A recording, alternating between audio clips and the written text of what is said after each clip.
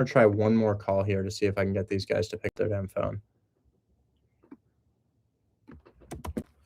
If not, we'll just have to text these two people and work overtime on these. Hey, Tyrone. Welcome.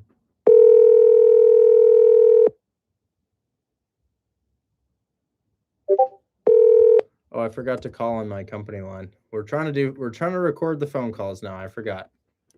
Let's try that one more time.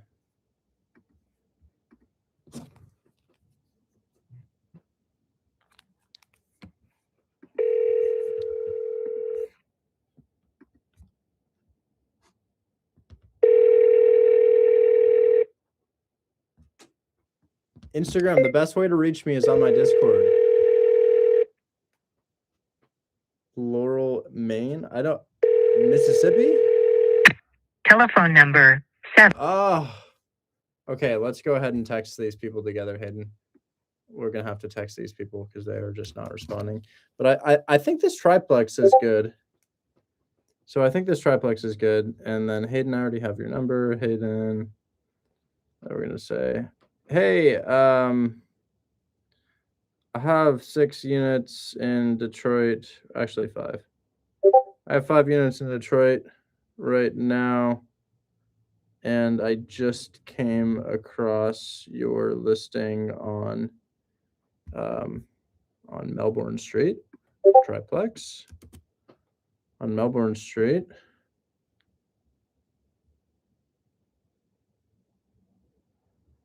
Do you know what the tenants are paying? And we'll see. Because if this is a triplex, but it's got the rent of a duplex, there's nothing we can do. Very little that we can do if it's a triplex or the rent of a duplex. I ran into that on a flip. I was looking at the numbers and I was like, wait a second. That's not actually going to rent out for anything. Upper unit 14. Whoa. How much is this getting? Well-maintained, rare double lot, immediate rental income, both occupied by long-term tenants. Hey, that looks nice. Looks clean. Nothing stands out to me. Maybe one more call just so I could get it. Oh, what's this? Is that LVP in the shower? Oh, why'd you do that, guys? Why did you smear LVP into your shower? Oh. Yeah. They put flooring in the shower. Yeah, that won't do, guys. And then you can see behind the wall all the LVP. LVP is not meant to be waterproof, so you can imagine what the walls behind that look like. Look at this, guys. I've seen people put it on walls, never in a shower, though. That was a slow decision. And then they smeared it too. Like, look at this. They're just like, yeah. Yeah, you know what? It's good. Don't worry about it. It's good. It's good. It'll be fine. That won't pass, guys. Guys, what you should do on this is say, hey, I couldn't help but notice y'all put LVP in the shower. So yeah, massive leaking through that won't pass inspection. But I don't really care. And also your roof is cooked. But I don't really care if we could do creative finance. And that's how you get creative finance, because you're not gonna get lending on a house that has a big issue hiding in the closet. You can get fix and flip lending on it, but DSCR lenders need to inspect the property, and if they find shit, they will require it be repaired prior to closing. So we texted the agent of the other one, and gosh, I was really hoping we could have a conversation so I could record it. Their listing is on, where is their listing? It's on Melbourne. 309 Melbourne, and we're going to aim for a 10K assignment if the numbers are good on this. If the numbers are good, they may be terrible. I'm not really sure, but let's go ahead and put this in the sheet, and we'll say texted, asked for rent, occupied, triplex, and that's definitely spelled wrong. OC occupied. There we go. Okay, now I'm going to try an off-market one. Let's try for some off-market ones like lightning lead steals. Follow up with the 5-unit seller. Okay, wait, hold on. Anyways, Hayden, let's run with that, and we will see what happens. I will continue to follow up with this person and see if I can make something happen for you, okay? Sounds good. Yeah, if you think that was the best one that you looked at, let's It's not. stay after it. We should also text the other one. So we're going to text both of them. We're not just going to text that. We're going to go after the other one we saw too. We saw where was the 180K one? It was 175 maybe. Damn, where did that go? Price 180,000 max. Property, we'll get rid of this filter that we had here, 4 units. And then it was maybe, well, that one was in a weird location, right? I think it was this guy right here. Yeah. Would it pass the inspection though? Maybe not. It's gonna need some appliances, and then they also need to drop flooring in there. What about you? Was it this guy? Maybe it was this guy. Yeah, that looked really clean. That looks very clean, actually. Yeah, let's offer 150 on this too.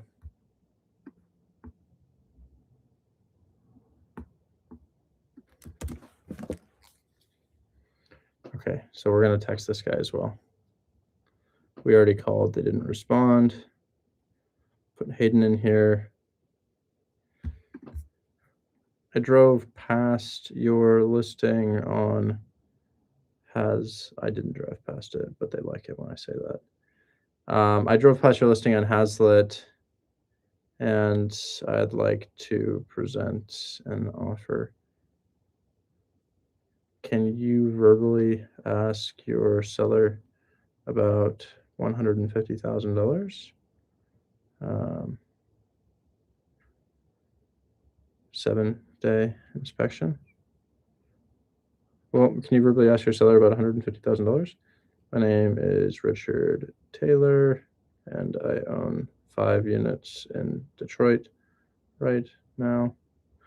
11461 Sanford, 15820 Merland, 16176 Tracy.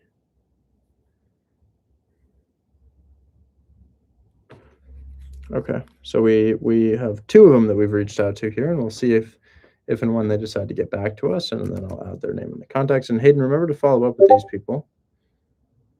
And yeah, we will see if we can lock this up at 150 and then assign it for 160. Even though that's a little bit tight on cash, it's better that way so that we can just drop the price if they're saying that they need some money for repairs.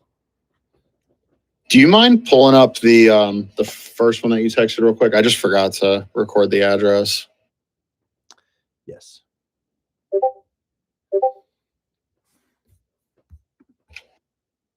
It's this one.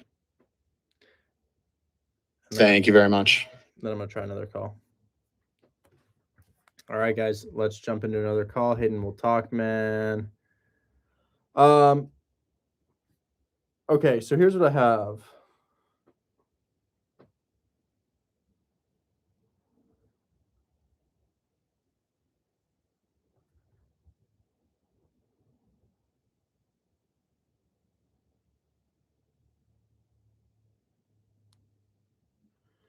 I've got this guy. I don't know his name, but he was on my TikTok talking about some houses that he's got. I'm going to record the call this time because I think y'all really want me to do that. Come on, load. Is that his phone number, or are we just doing weird stuff? Yeah, we're just doing weird stuff, huh? Okay. 1.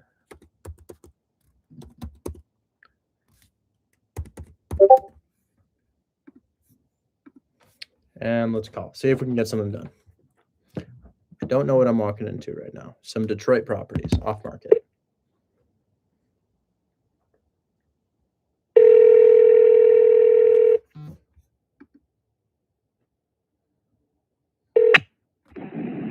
Hey, Joe.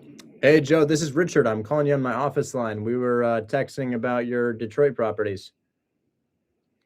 Yeah, man, it's good. How you doing? Yeah, probably not interested in the condo, but the other 2 are pretty cool. So these are tenant occupied, huh? Yeah, I mean, I've had them for years and just looking to get into some more multifamily and some other shit. So just trying to unload them. But I mean, they're all in good shape, and I mean, the tenants are great, but you know, just want to move them. Great. Okay. Okay. I am doing these as wholesale deals. I buy distressed in Detroit. So if you have really shitty, ugly houses, I'll buy them off you and flip them myself. But my rentals are outside of the city. So I would be passing these off to buyers here. So it is important to note that the highest and best offer you can get is going to come from listing it on market with a realtor. However, I'll see what I can offer you on these and see if we can come to an arrangement here. What are you looking to get on the Bedford Street property? I mean, I really haven't thought about them separately, but Bedford, I'd probably want around like 170 on that one. I was throwing the condo in there to kind of juice it up a little bit on the 3 houses or package deal, but and then the Waterford house probably around like 150. Okay. Okay. So let's look at the Bedford one again. So Bedford is, what is a 12-year tenant? Meaning they've been there for 12 years? Correct. Okay. Okay. Let me figure out our cash on cash return at 170.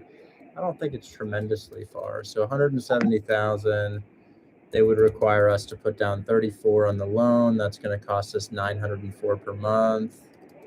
Taxes and insurance for 250. So I pay 1150. Okay, so the problem with that one is you've got a really good tenant in place, but if an investor buys your house for 170,000, they pay 1150 and you're renting for 1600. But they're going to consider the 1600 to be 20% less than that for expenses, closer to 1300. So they, that price point, you can access that with a retail buyer. But man, I tell you what, I'd give you that on creative finance terms. I'd give you that over a 6-year period of time with a down payment and monthly payments. But it's hard to make that work on a conventional offer for an investor. Right. I mean, at the end of the day, like, yeah, I could, tell the tenant, I'm gonna list it on the market and see what it does. But I just feel bad kicking these guys out. They've been in there for so long. You know what I mean? Keep them there. We keep them there. Here's what I'm thinking. Because it's not a very desirable offer, and I want it to make sense to you, I'd give you $190,000 over a 6-year period of time instead of your 170 asking price. I would also make that contingent on keeping your tenant in place, and then I would also make you monthly payments in the majority of what the house makes in rental income each month. And on year 6, we would sell and pay you out everything else that we owe you. So it's $190K. I give you $20,000 cash for that right now. I'll make you monthly payments. Monthly payments would probably be somewhere around $500 to $700 per month. And then on year 6, everything else that I owe you gets paid out to you via a sale, which mitigates your taxes. So if you sell this for 170, you got to pay the difference between what you bought it for back in 2013 to now. Yeah, well, I mean, creative financing I wouldn't mind, but I'm also trying to pick up a apartment building for 3.8 million, so I need the 400 grand for that deal. Right. So Yeah, it doesn't free up your capital exactly. That's just the only way that I'd be able to hit that price, or anywhere near that price. Yeah, no, I hear you. So I would say if I were doing it in cash, man, I would probably be closer to like the 130 mark, which is a real investor price. But it's just selling to investors. They're only looking at the rent versus the mortgage. Right. I mean, if you want to send it out to your group and see if anybody's interested in the 3, I mean, I know you don't want the condo, but you're pretty much getting the condo for 100K, and comps for that condo is 140 if you do turn around and just move it, and kick the tenant out. But I just want to, and I'm a licensed agent in Michigan, so if I don't sell them off market, then I'll just throw them on the market and probably sell it to a retail buyer and have to kick the tenants out. Okay, yeah. I'm happy to keep the tenants in place. I would say for the package, I'd probably be able to give you like I'd probably be able to give you just for the two, just for Bedford and for Thursday, I'd probably give you 130,000 on Bedford as a wholesale deal, and I'd probably give you 100K on Thursday as a wholesale deal as well. So you'd probably be looking at 230K for those two. Or Yeah, I can go well above the asking price on creative financing terms. Right. Yeah, I mean, I just need the cash, and you know, before I took a number that low, I would probably just throw them on the market and see if anybody wanted to buy them as a rental. Yeah, You know, I'll as do that. occupied, and then, you know, it's just Probably a I retail mean, I get it. buyer. You know, your numbers got to make sense. You know. Yeah, absolutely. Well, let me know, man. You have a good rest of your day. All right, you too. Take care. Talk Thanks. soon. Bye-bye. Peace. What are you talking about, man? I don't know what you're talking about. This guy's spamming Richard. What we talked about. What do we? Chances are a fake account of mine DM'd you and asked you to send them cryptocurrency. I don't know. How can I start this work? I mean, you could literally just call somebody on Zillow right now, but if you want to understand what to do and how to make money in this business, I'd join Hold My Hand Wholesale, which is the first link in my bio, and I would show up to class because I just make all of my calls.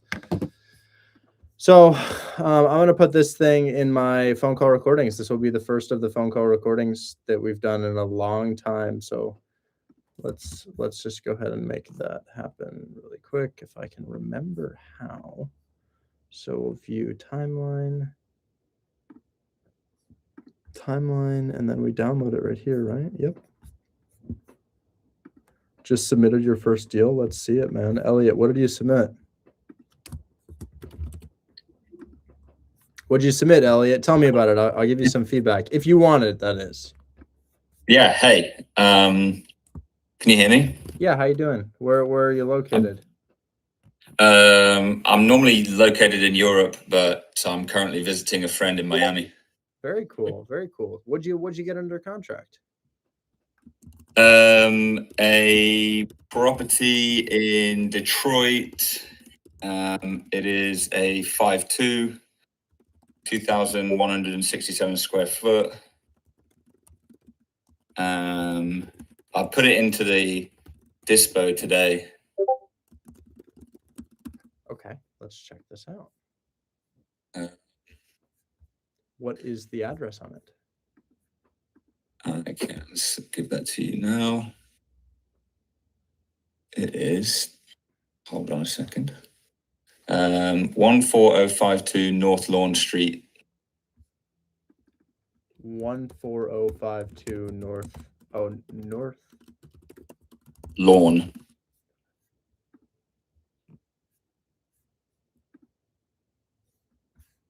Okay.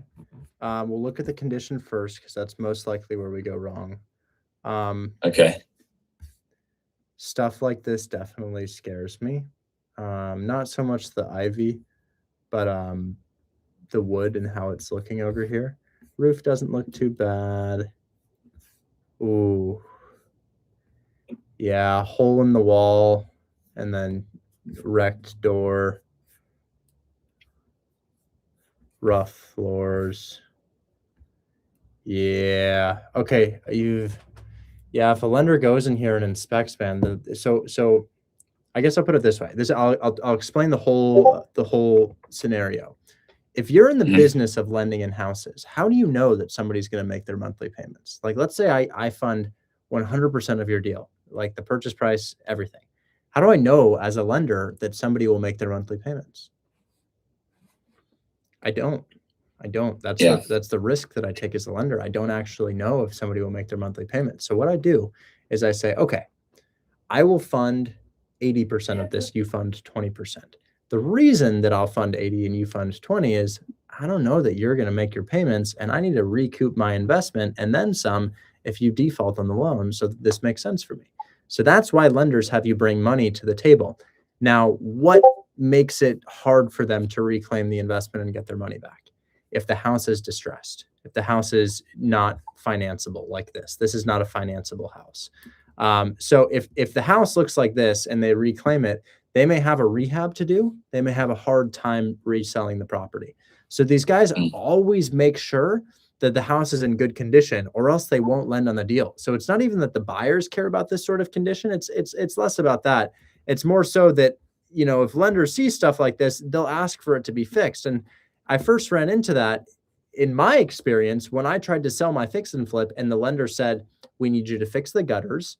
We need you to get rid of the unpainted area that's on the back of the house. You need to paint that. We need to fix a couple of shingles on the garage roof. Just these minor little things that they needed me to fix. And I came to find out that this is what's called a house, like an unfinanceable house. We wouldn't be able to finance it. So this is a fix and flip. And I'd love to flip this property myself, because while it's not a good rental, I would love to flip a property like this. I like your zip code. We just need to make sure we got it at the right price. So how much will my rehab cost me? Well, I would probably find a way to put about 25 into this thing. Let's go through it. Let's go through what I'd replace if I were flipping this property. So Okay. do we need a roof? Maybe, maybe not. I'm not really sure. I always scroll to look for photos of where the roof. Ooh, I really like this deal, man. Not as a rental, as a fix and flip. If you got this at the right price, I will send my contractor there to check it out myself, because I'd love to flip something like this. I need to see a roof though.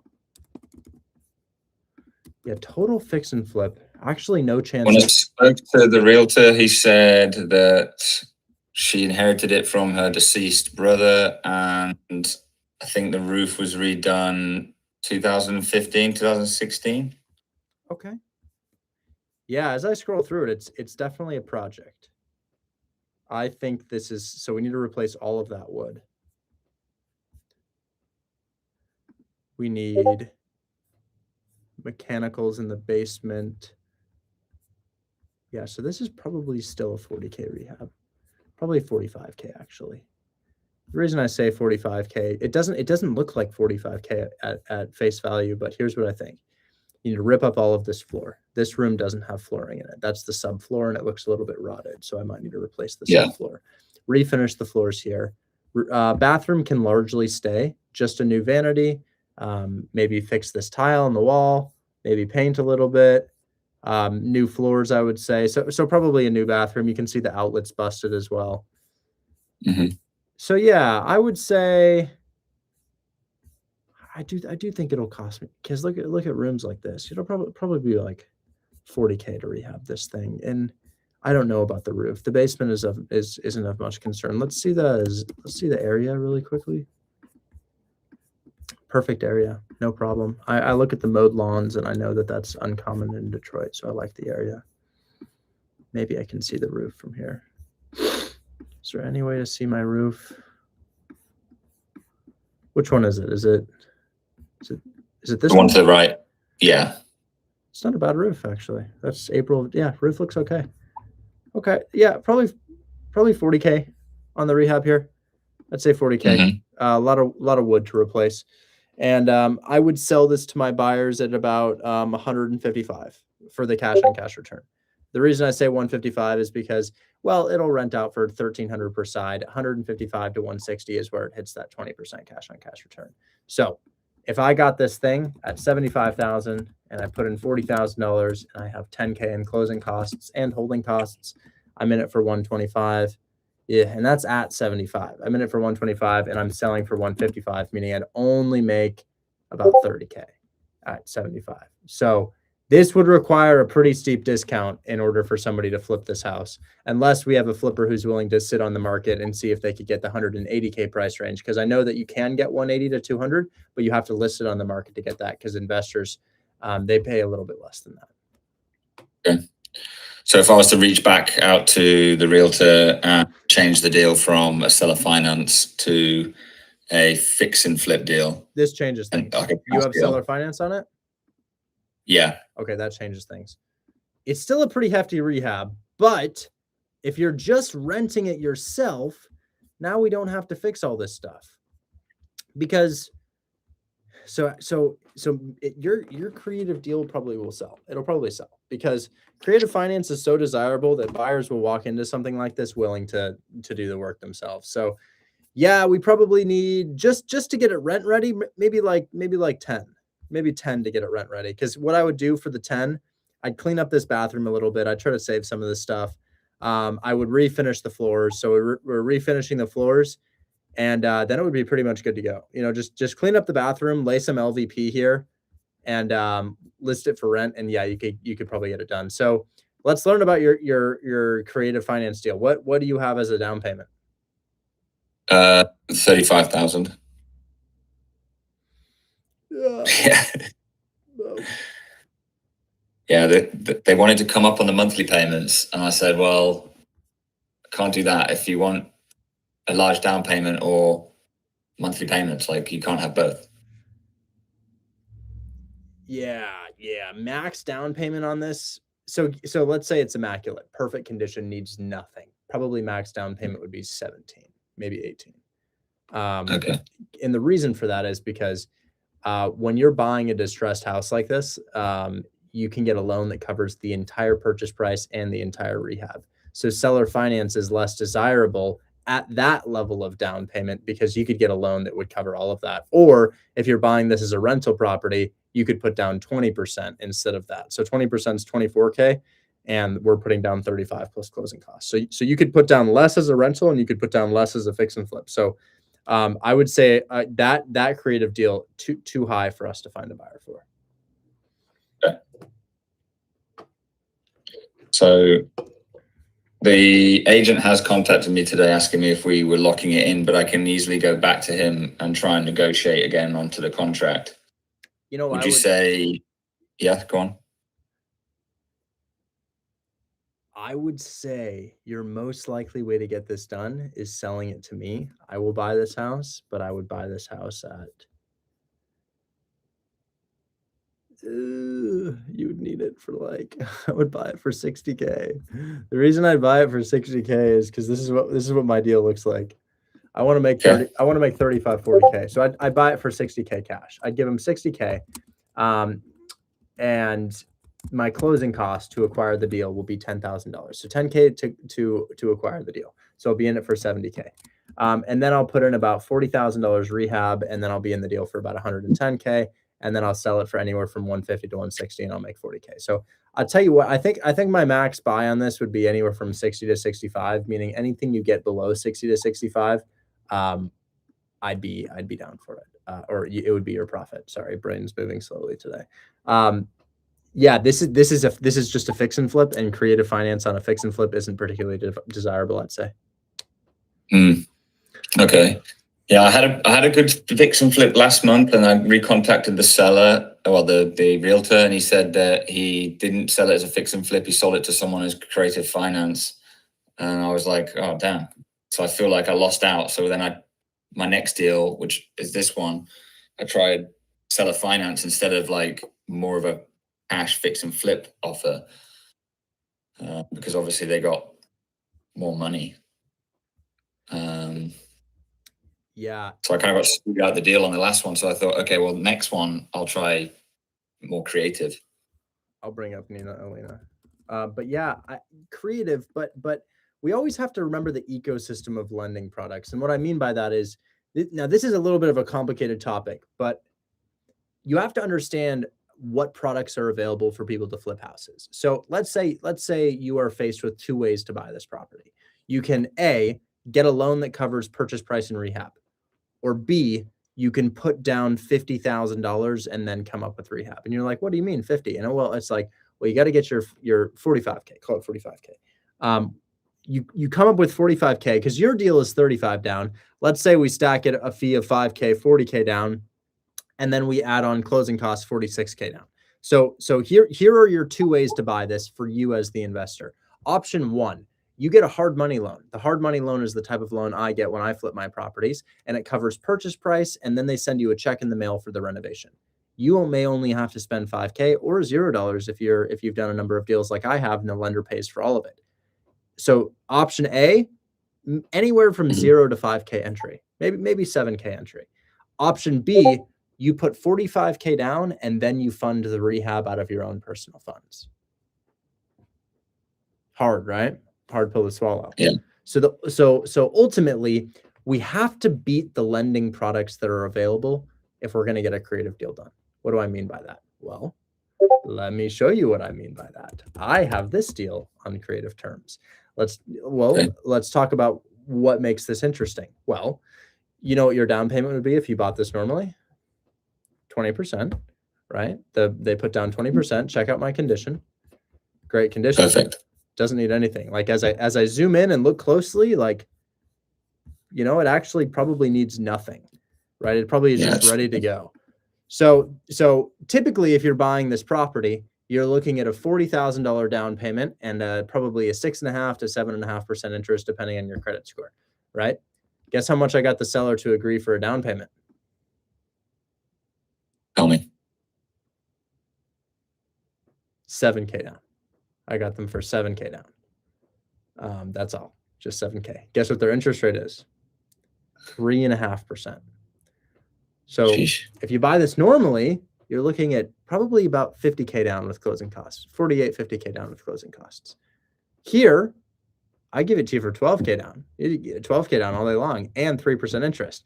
The other cool thing about this, so it beats the lending product, but the other cool thing about this deal is the house is worth about 200,000. They only owe 160. So you've got equity in it. You've got equity in this deal. You've got a low down payment and a low interest rate. How did I find this deal? I went to Lightning Leads. This is an off-market deal. It's not listed for sale. But if I go back to Lightning Leads, I'll actually show you exactly how I did it.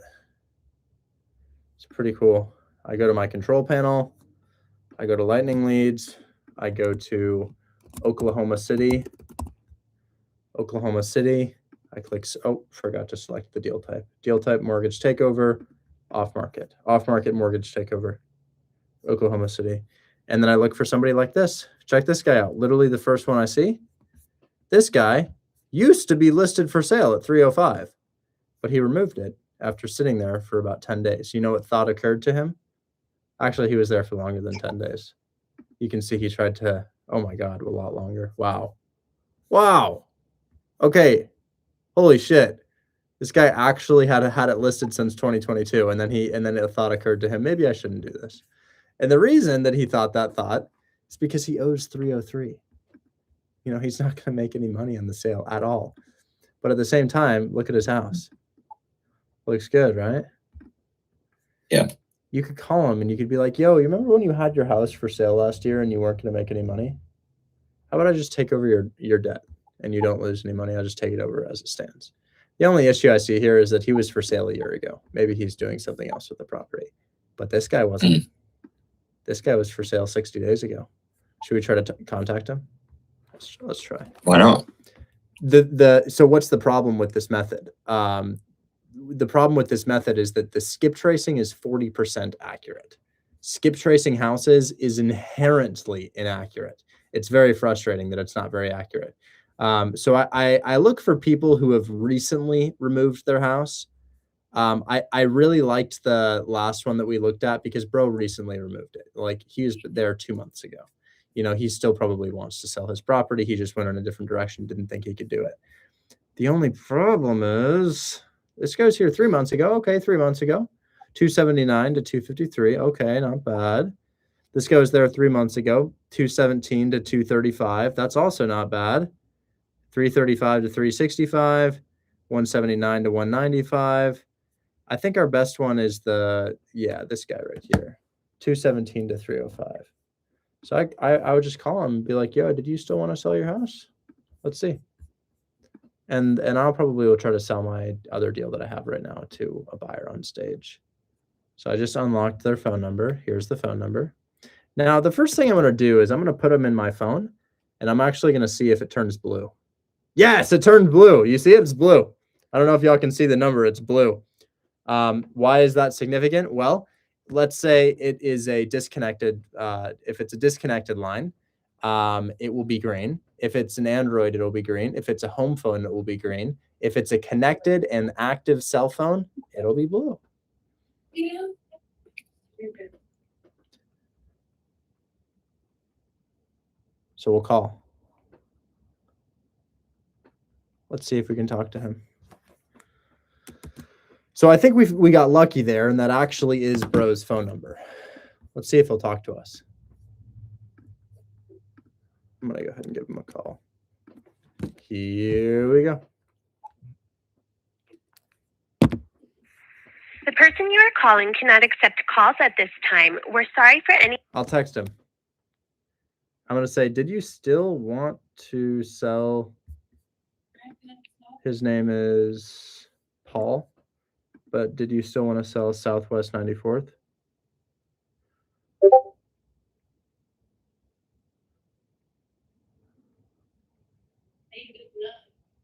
So I just texted him, and let's see if it gets delivered. The text is blue, but it doesn't say delivered. I'm going to add him to my contacts as the address-seller. So he's 1036 Southwest 94th -seller. And yeah, I just call people like that. Now, another really powerful way to do it is to do a cheap market like Cleveland, Ohio. Cleveland, Ohio will have properties that went off the market that we could contract in cash, because those more expensive properties in Oklahoma City, you could probably have to do creative finance just because of how expensive they are. But if you can go to a market like Cleveland, Ohio, and find a multifamily, potentially like this. Yeah. Wow. That's great, actually. 150. Did the listing get removed or did it sell? Looks like it sold. So that one's not a failed listing. That thing's sold. But maybe I can filter for multifamily, property type, multifamily. Click search. Okay, so this is powerful. Now we've got a list of multifamilies. Y'all know we can offer cash for multifamilies. And maybe I can do equity low to high. Doesn't even matter.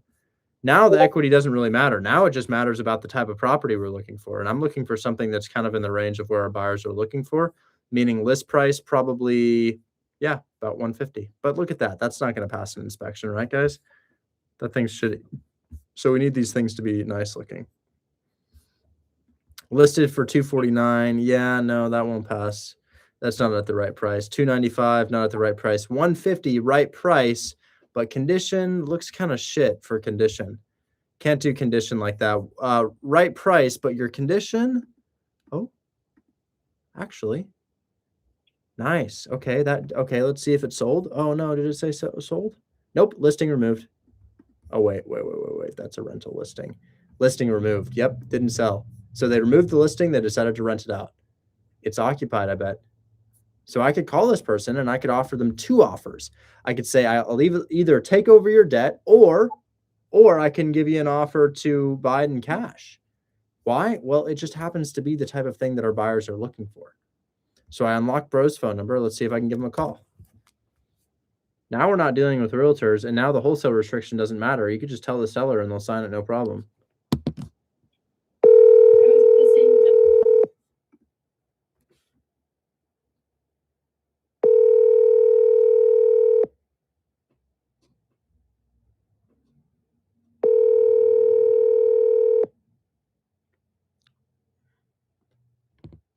Yes, Sonny, you have to be in the Discord. I think this is probably his phone number since it's ringing. Your call has been forwarded to voicemail. The person you're trying to reach is not available. That's probably his phone number. So I'll text him because I unlocked his contact. I might as well shoot him a text. His name's Gushan Osbligan. I don't know how to say that. Did you still want to sell? Did you still want to sell?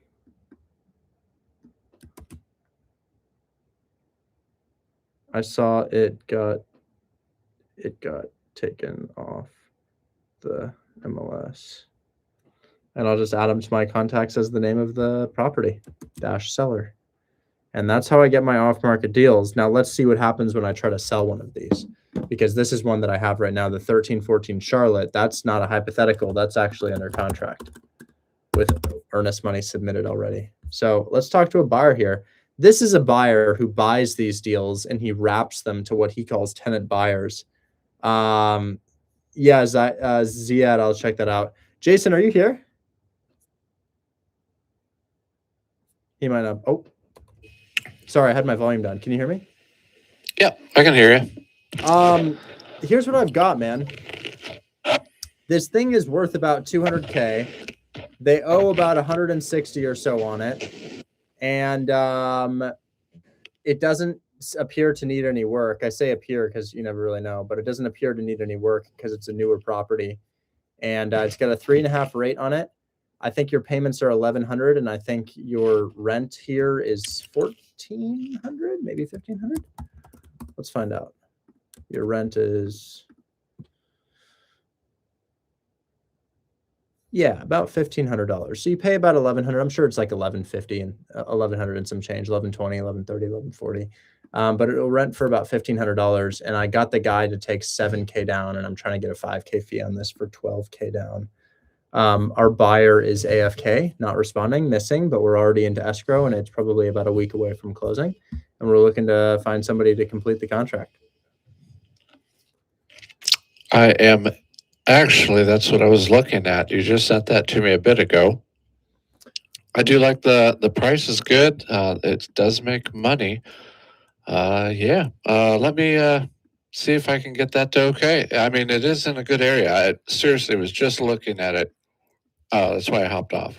Yeah. Let me know, and we can get it assigned to you. It's with the Dispo team, and we can make this a clip if you get back to me during this live stream. I'll be on for like another hour and a half or so. And that's a quick close? Yeah, it's going to close in about a week. Okay. Yeah. Let me know. Will do. Thank you. Talk soon. See ya. Yeah, bye. Okay. Well, he's going to let us know about that, and we will go from there. So yeah, that's one of the deals that I have right now that I'm looking for a buyer for, and let's start looking at other people's deals. So, who was I just speaking to? Who is that guy? Was that Elliot? Yeah, that was me, Richard. Oh, perfect. Hopefully that makes sense, man. Are you all situated? Anything else I can help you out with? Yeah, I'm just going to go back to him and offer what you stated and see if he can take it to the seller. Because it was listed before at 90,000 and then it went up 30K in value. I've been watching that property for about a month, and so I'm just going to reach back out and see if I can't change the contract. And yeah, that's probably what I would do. Seller wants to discuss the TAA we have on 3 multifamilies.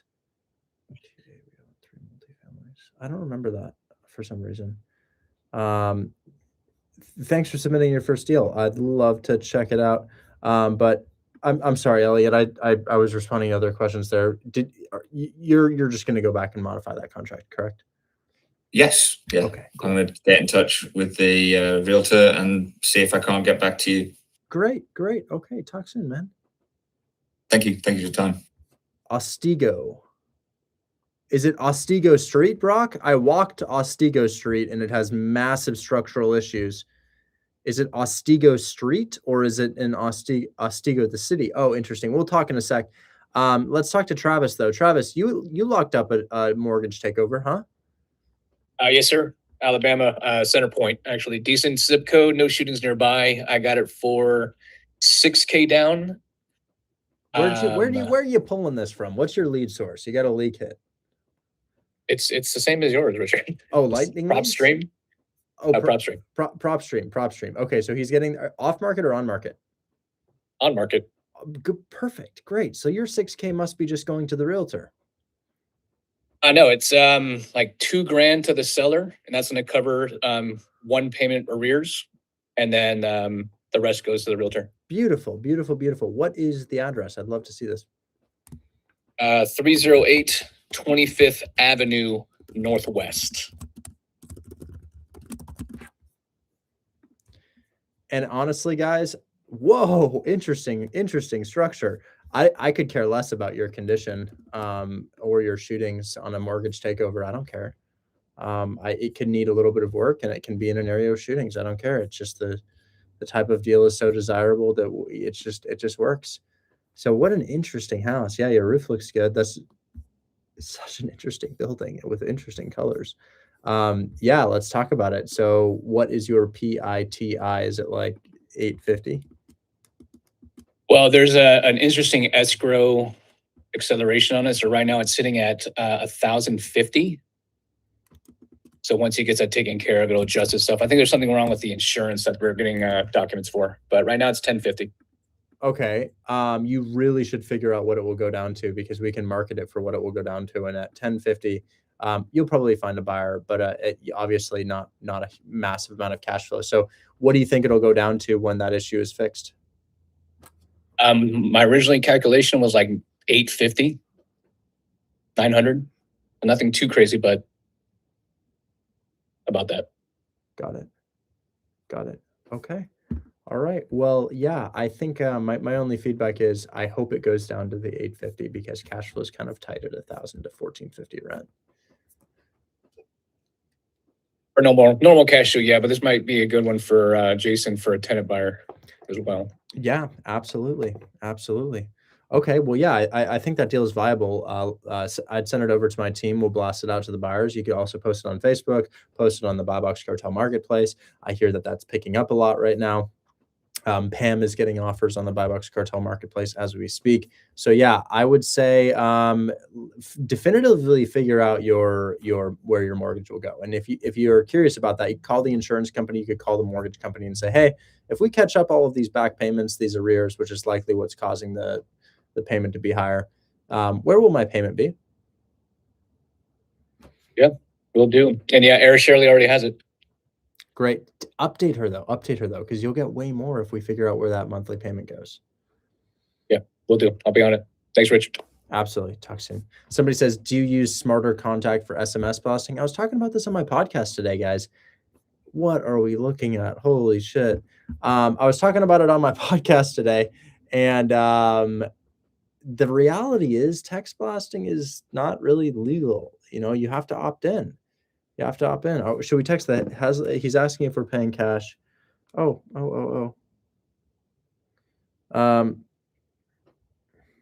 It's via a DSCR loan. Investor loan. I'll send my pre-approval to them. Let me send that right now.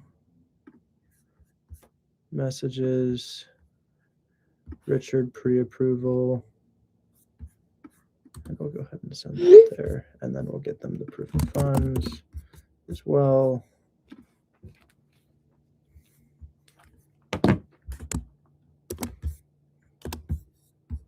Y'all probably want updated proof of funds too, huh? I can get you updated proof of funds. Let me drop that in the chat for you really quickly. I try to do that weekly. Hashtag POF, proof of funds. Yeah, she's already responded to our outreach. So that's a good sign.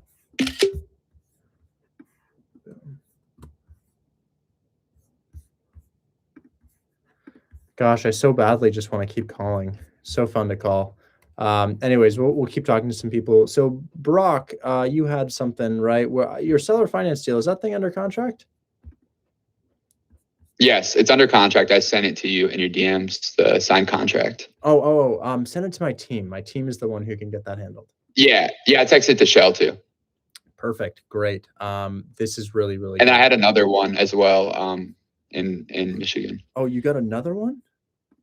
Yeah, it's 15K down, seller finance. Where is this? Because rural scares me. Is it rural?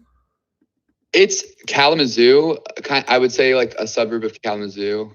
Good. Maybe a little bit too rural. I mean, you can check it out. Oh, suburb. Suburb is a stretch. 45 minutes. Suburb. Come on, bro. That's like a whole different area. How far do you think that is? Like a 45-minute drive? Yeah, maybe a little bit. It's closer to Plainwell. My gauge is it took me an hour to fly from here to here last week. So I'm guessing this is probably about there's about a 4-hour drive. So this is probably about 45 minutes. Probably about 45 minutes away. Okay. Well, it looks like some people might there's like 10 streets, huh? Okay. Let's find out.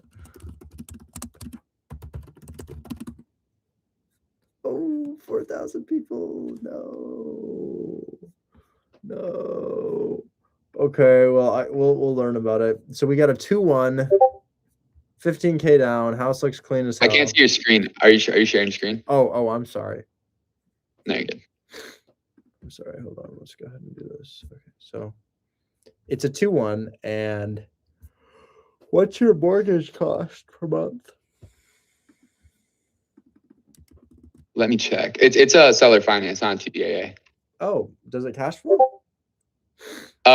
Yeah, it does. So the seller is also the agent. He's an asshole. You have to see some of the texts he sent me. He said it's like he's heard from a lot of your people before. He's like, oh, people from Richard's Discord. He knew that I was from Hold My Hand Wholesale, like right when I texted him. But I'm scared, man, because this is in a 4,000 town area. I mean, we'll see if there's any rentals in the market. Hold on, let's see. Yeah. Any rentals here?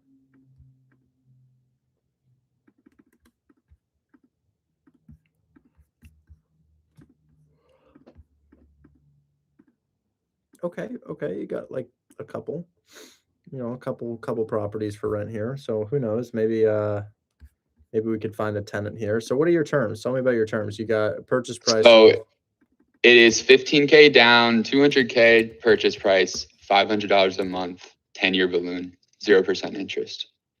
$500 per month, 10-year balloon, 15. Yeah, so it cash flows well based on this rental estimate. The only thing a buyer would say is not a whole lot of comps, as these are all the same property right here. Right. Wait, these are literally all the same property. Damn.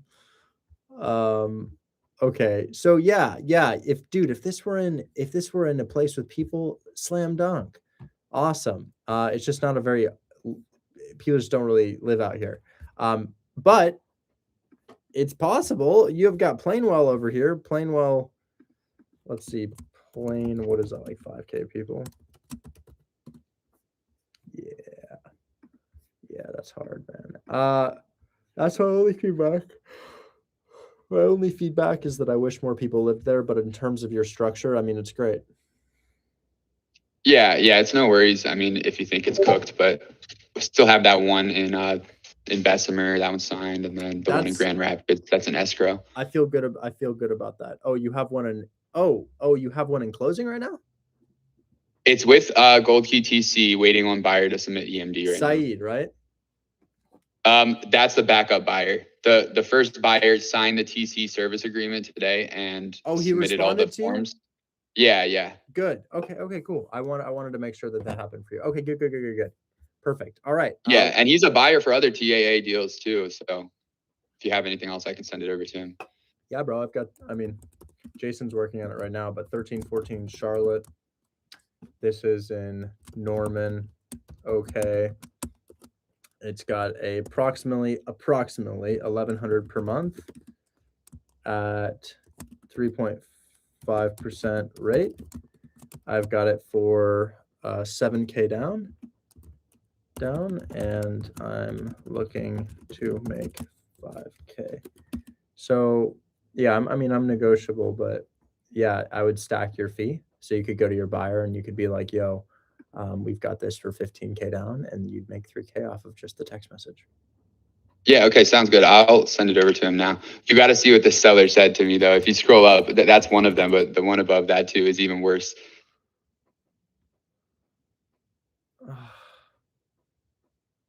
He's a tough one. And then scroll up a little bit. You got to see what he said before. Not on that one. It's a different picture above that. Right there, yeah.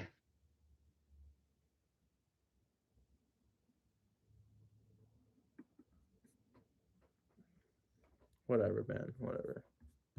Yeah, we take it. We move on. Whatever. Okay. Well, what are you going to do? Anyways, I'm going to answer some of these other questions, okay? Yeah, thank you so much. Appreciate you. Absolutely. What's the legal restrictions for wholesaling? I don't know. I don't ever run into any restrictions in Michigan. I just do deals there all the time. Never run into any issues. Okay. Ziad, what's so that house that you have on mortgage takeover terms, maybe it'll sell, maybe it won't sell. It definitely needs some rehab. I'm nervous about it. Maybe it'll work. I told the agent that I was wholesaling it, and I don't know if he's down to still do the deal. He definitely texted. What's your update on that? He told me that I sent him everything yesterday, and he told me that he told the seller everything, and the seller was nervous about taking over the mortgage and everything regarding the addendum. But he handled him, and I told him that let me know when he's signed, we can move forward. I don't know what Richard said about this property because he didn't tell me anything.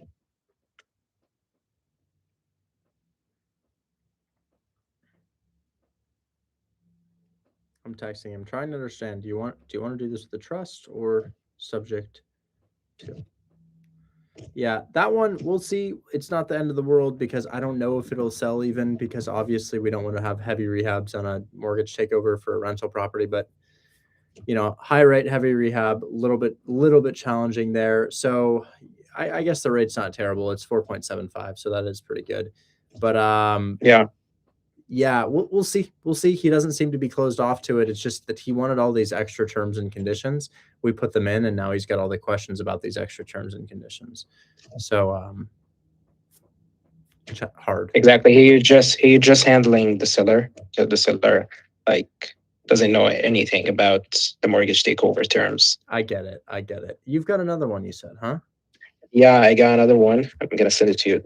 Yeah, private chat. aim for good condition, man. That's really something that we need on a mortgage takeover. It doesn't have to be the good condition that a cash deal would need to be in if it's a rental property, but aim for at least close to livable condition. And this is a good condition one. It's in Detroit, Michigan. Excellent. And guys, if you got those Section 8 deals, I'm happy to review your deals. Just come up on stage and show me. Alton, I see you've got one, so I'm happy to take a peek at that. But okay, this is looking good. Yeah, it's a 0 down payment. 10% interest rate though. Yeah. I think they got like a hard money loan.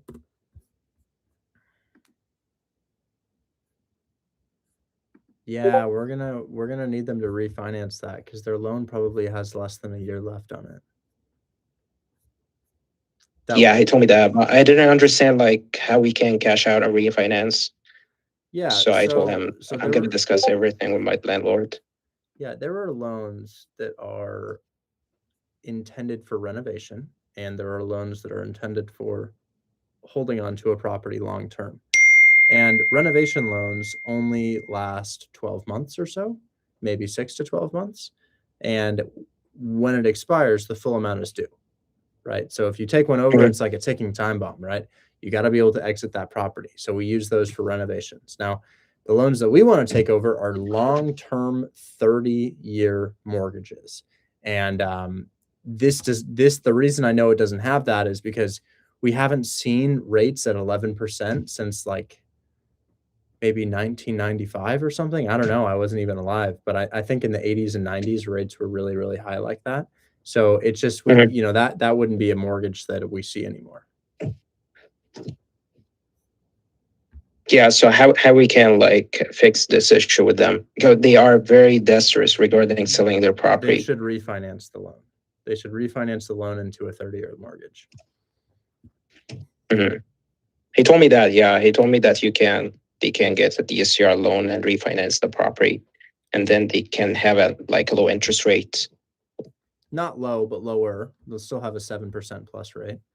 But yeah, they need to do that anyways. They have to refinance anyways. If they don't, they're going to lose the house.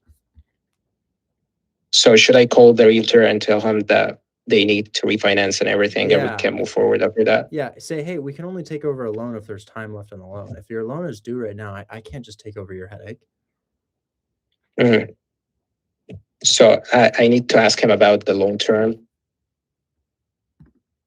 No, you don't. If it's like 30 years or something. You don't. It is. It's going to be it's going to be a short-term loan at that interest rate. So say, hey, we need to refinance. I'll type it out.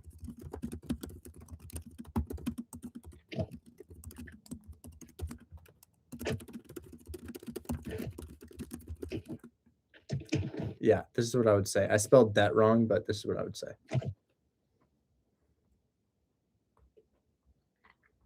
Okay.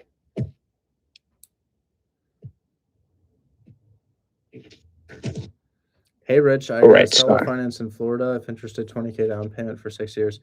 That does sound good. I would like to book a consultation with you, but I'm completely new to this, but it's only 30 minutes. Do you offer a longer consultation? Yeah, I could offer a longer consultation. I could do an hour-long consultation. I'll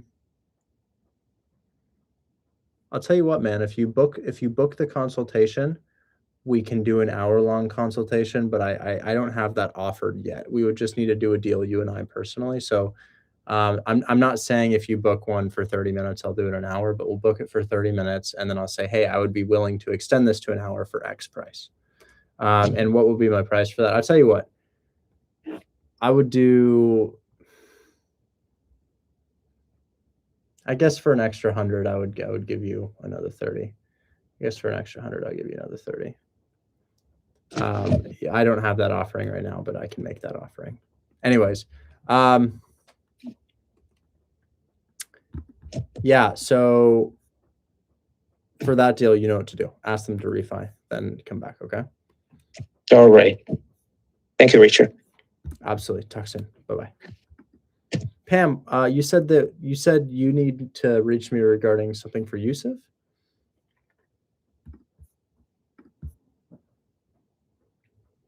Oh, my bad. I was running back to my iPad.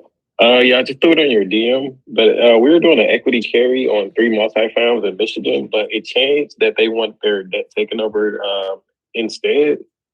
And you left her an email. You left the realtor an email, and that's why they're interested, and they wanted to talk to you about it. I put it in your DM. The only thing we don't know is the interest rates on the loan. Why don't I remember this? Yeah, me and Yusuf were both surprised because we saw the email. It was like early in the morning, maybe like 2 days ago. But ever since then, the realtor and the seller has been going over it, and they're really interested. So to clarify, you sent me some leads. I wrote an email to them, and they're accepting the offer. Yeah, I mean they like the offer and they really like the deed in lieu, and they don't want to be in second position because that's the thing with the other deal we were trying to put together. But they have 3 multifamilies with some debt on it. It doesn't look like the greatest cash return, like because me and Yusuf were thinking like 160 would probably be around the entry fee. Okay. Well, this looks good, man. 355 is a Lincoln Park. That must be a nice area, huh? Yeah, that's Metro Detroit. Okay, got you. So I guess we'll go property by property. Well, maybe I should look at my email. I don't remember what was owed on these. Are they all low equity? Not exactly, but we're still offering just to take over their debt with just the down payment.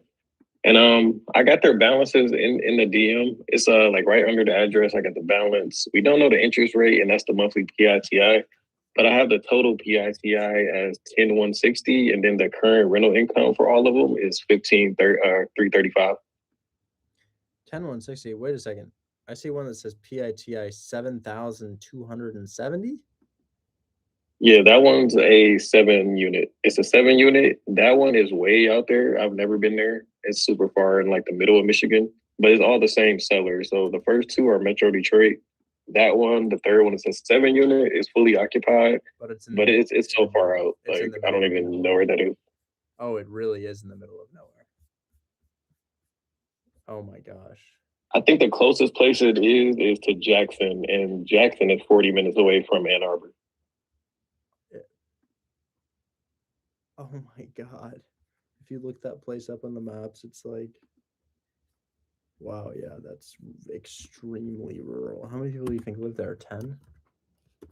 I bet the population is 100. Oddly enough, that property is what made the equity carry work because it cash flowed all 3 PITIs when we were trying to do it that way, but they just didn't want second position. Well, second position. Interesting that came up. I guess. Yeah, because that was the first offer. Well, 1,000 people live in Onstead Village, Michigan, and you know exactly what I'm going to say. So We can try. We can try. I'm willing to shoot my shot, but I think these should be contracted individually because none of my buyers are Yeah, going to want to so buy something that's that deep. Now, the other ones I'm confused about because this guy on River Batavia Street. On Batavia Street.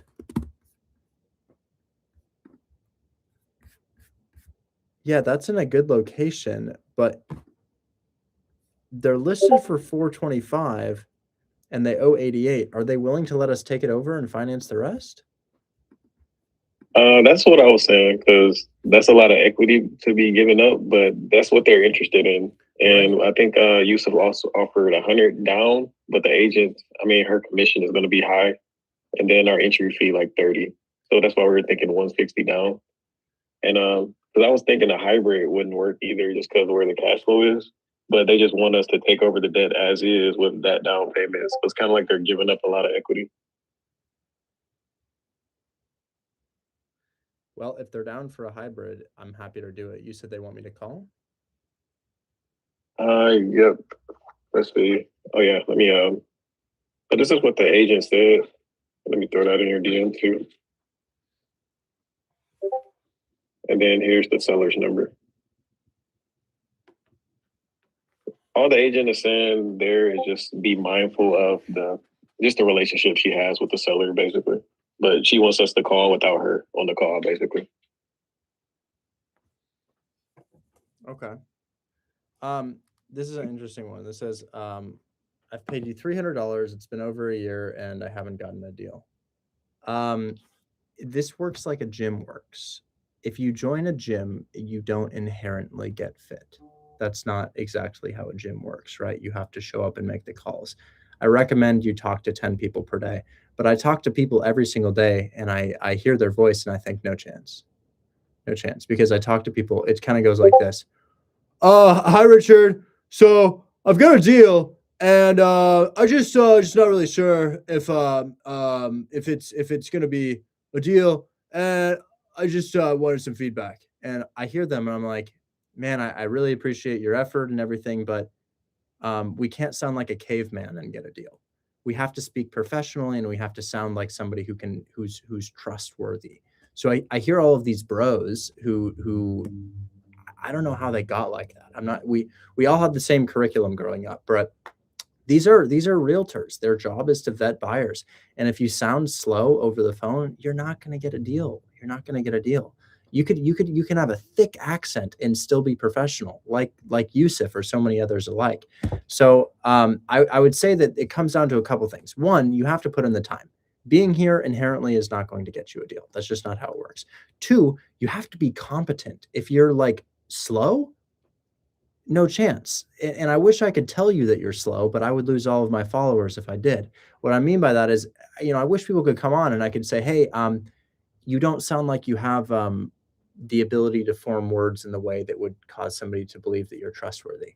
And for that reason, I think that it's unlikely for you to get a deal. But if I say that, people are going to freak out. So I can't say that. So I'm balanced with giving people who I don't think are ever going to get a deal advice on how to get a deal, because it's just not appropriate for me to say, hey, I think you're stupid. You can't be stupid. You have to be, I think you could be stupid, but you have to come across as intelligent. So when I call somebody, my favorite way to start the call is, hi, I'm trying to get pre-qualified to get a loan right now on this property. And my lender had a couple questions I wasn't able to answer. Do you have a moment? Right. And if you can train yourself to communicate like that, you'll get a deal. But yeah, I would say that out of 8,000 members in Hold My Hand Wholesale, I'm currently live with 171, meaning that out of all the people in the community, about 2% are here. About 2% show up to class. So the most likely reason you didn't get a deal is you didn't show up to class. The second most likely reason you didn't get a deal is the way that you communicate with people doesn't project competence. Competence is huge, right? And it's very hard because I know when people are not going to get a deal just by how they sound. And I know when people are going to get a deal, but then they have to bring the work to the table as well. This can be a rough industry, but if you figure out how to make wholesale work for you, you can jump into flipping and you can jump into rentals, and shit can explode from there. So with that said, a 12-year-old got a deal. A guy in Nigeria got a deal. Yusuf consistently gets deals from Egypt. So what does that tell you? Do you have to be a stud to do this? I mean, if people in Nigeria are doing it with their resources, then you here in the United States you're more than capable of doing it. But yeah, if you're just a little bit slow, it's going to be hard for you to get a deal. Anyways, I'm going to show you how I think you should talk to realtors right now by calling a realtor and trying to talk to them. Okay, so let's talk to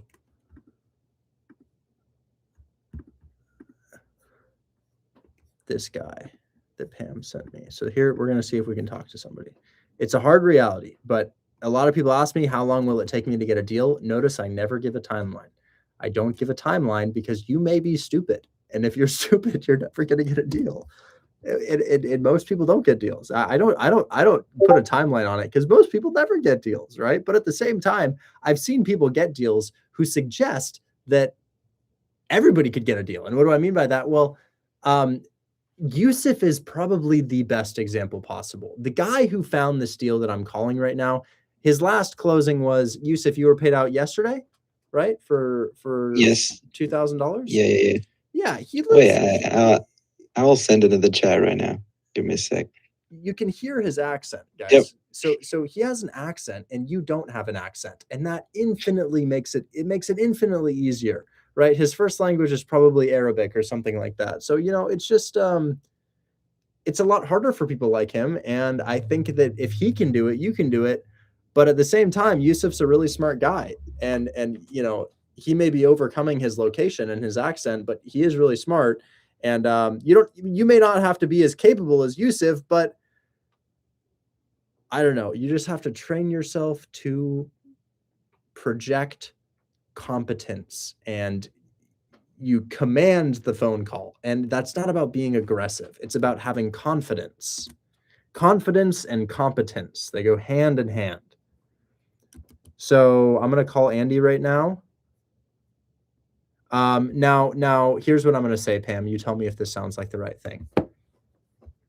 I'm interested in the deal on Batavia Street, and I'm interested in the deal on Euclid Street. However, that one that's pretty far out, I don't know if I could make it work. Now, I understand that you're interested in a creative finance offer, but you do have some sufficient equity here. So likely the structure would be, we take over your debt and then make you payments for the remaining amount over a 6-year timeline. Is that something you're open to?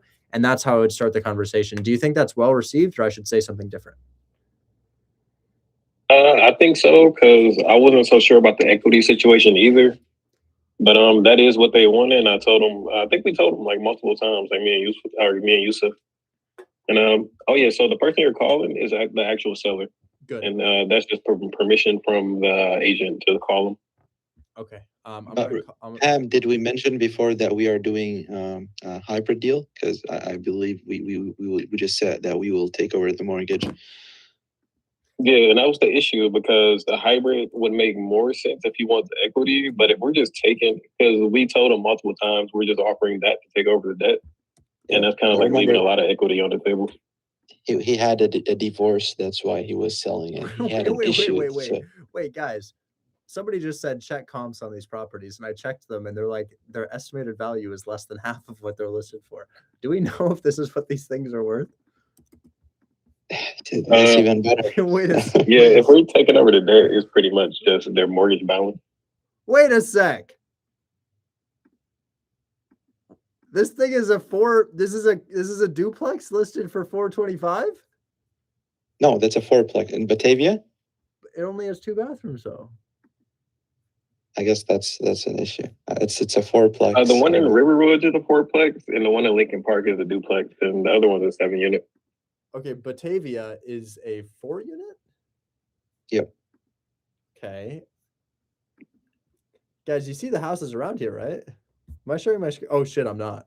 Sorry. Hold on. Check this out. What's up with these? Look at these numbers. But wait. This guy's asking 425, but everybody around him is listed at. I mean, I guess you have this guy. I don't even know what that is. Looks destroyed though. Let's see if we can find any valid comps here, because dude, It might be the reason they've been on for like 200 days, but yeah. Wait a second. Thanks for whoever told me that. So let's just like price these high to low, and let's just look at past 12 months. I guess there's this thing, but this has 10,000 square feet, so it must be a massive something big. I don't know what that is. And I guess there's this one, but it has 6,000 square feet. And then there's, yeah, these are closer to what he is. Probably this guy right here. So it sounds like the down payment will be worth it then. What does he owe? Exactly. That's better because. Yeah. I am going to ask about this, and I hope they don't get mad at me, but I just have to say, hey, so, and I don't know if this is a quadplex. They said it's a quadplex, but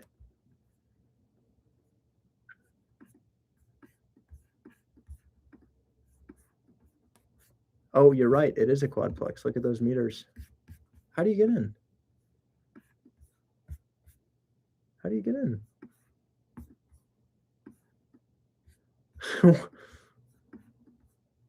How do we get into this property? There's no back exit. That's just a fence. I do see there 4 water meters. Got to be like a hallway or something, because that would be inconvenient. You think you jumped the fence? Every day going home. Yeah, this is how you get home. Or I want to. Okay, well, we got a lot of questions to ask, man. We got a lot of questions to ask. I'm excited. We'll see. All right. I don't know what the hell I'm going into, Pam, but we're going to shoot our shot, because you never know. You can never put your objections in the mind of a seller. They may be just ready to get it done. Could be a back alley, yeah.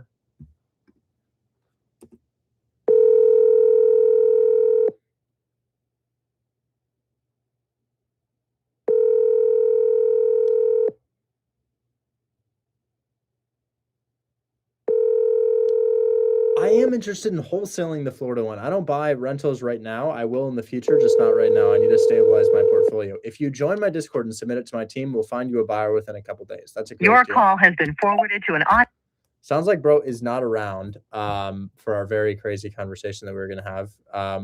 You want to shoot him a text, and I'll circle back if he responds?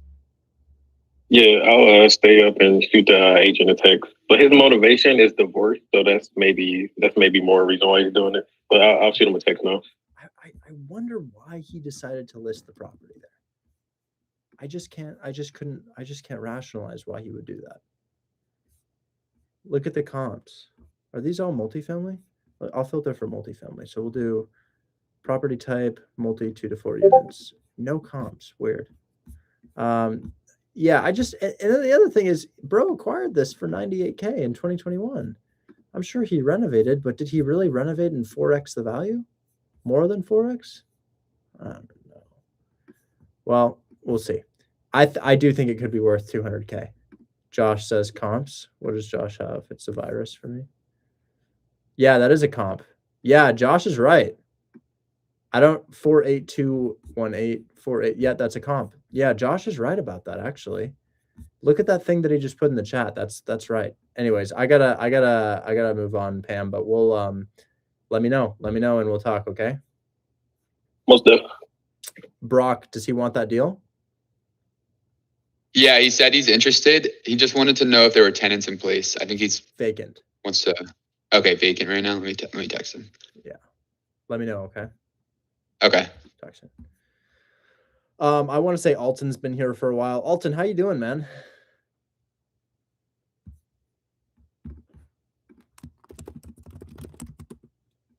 M at the W. I'm happy. Well, it's funny to hear the guy that shoot. I think it would. How's it going, man? I'm about to pull over in like 2 minutes. Can you circle back to me, please? So weird. Yeah, there's a loud noise in the background, but yes. Emmett the W. I'm sorry, I didn't see your comment. Is that something you wanted? I'm happy to work with you if that's something you wanted. I didn't know you wanted that deal. I'm sorry. I didn't see that. Turning it from at work. Okay. Buyer asked if you could call him. Yeah, I'm happy to call him.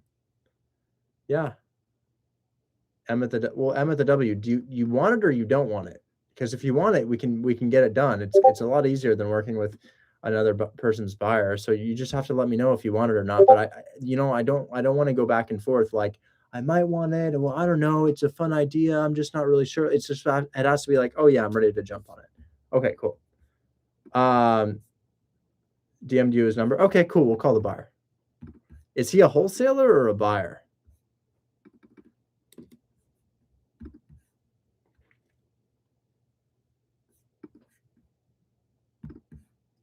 Cool.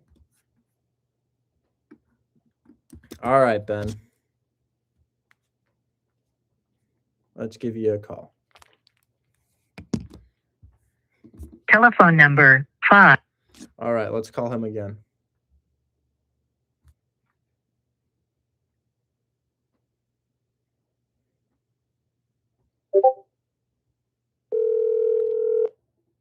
Oh, Hey, Ben.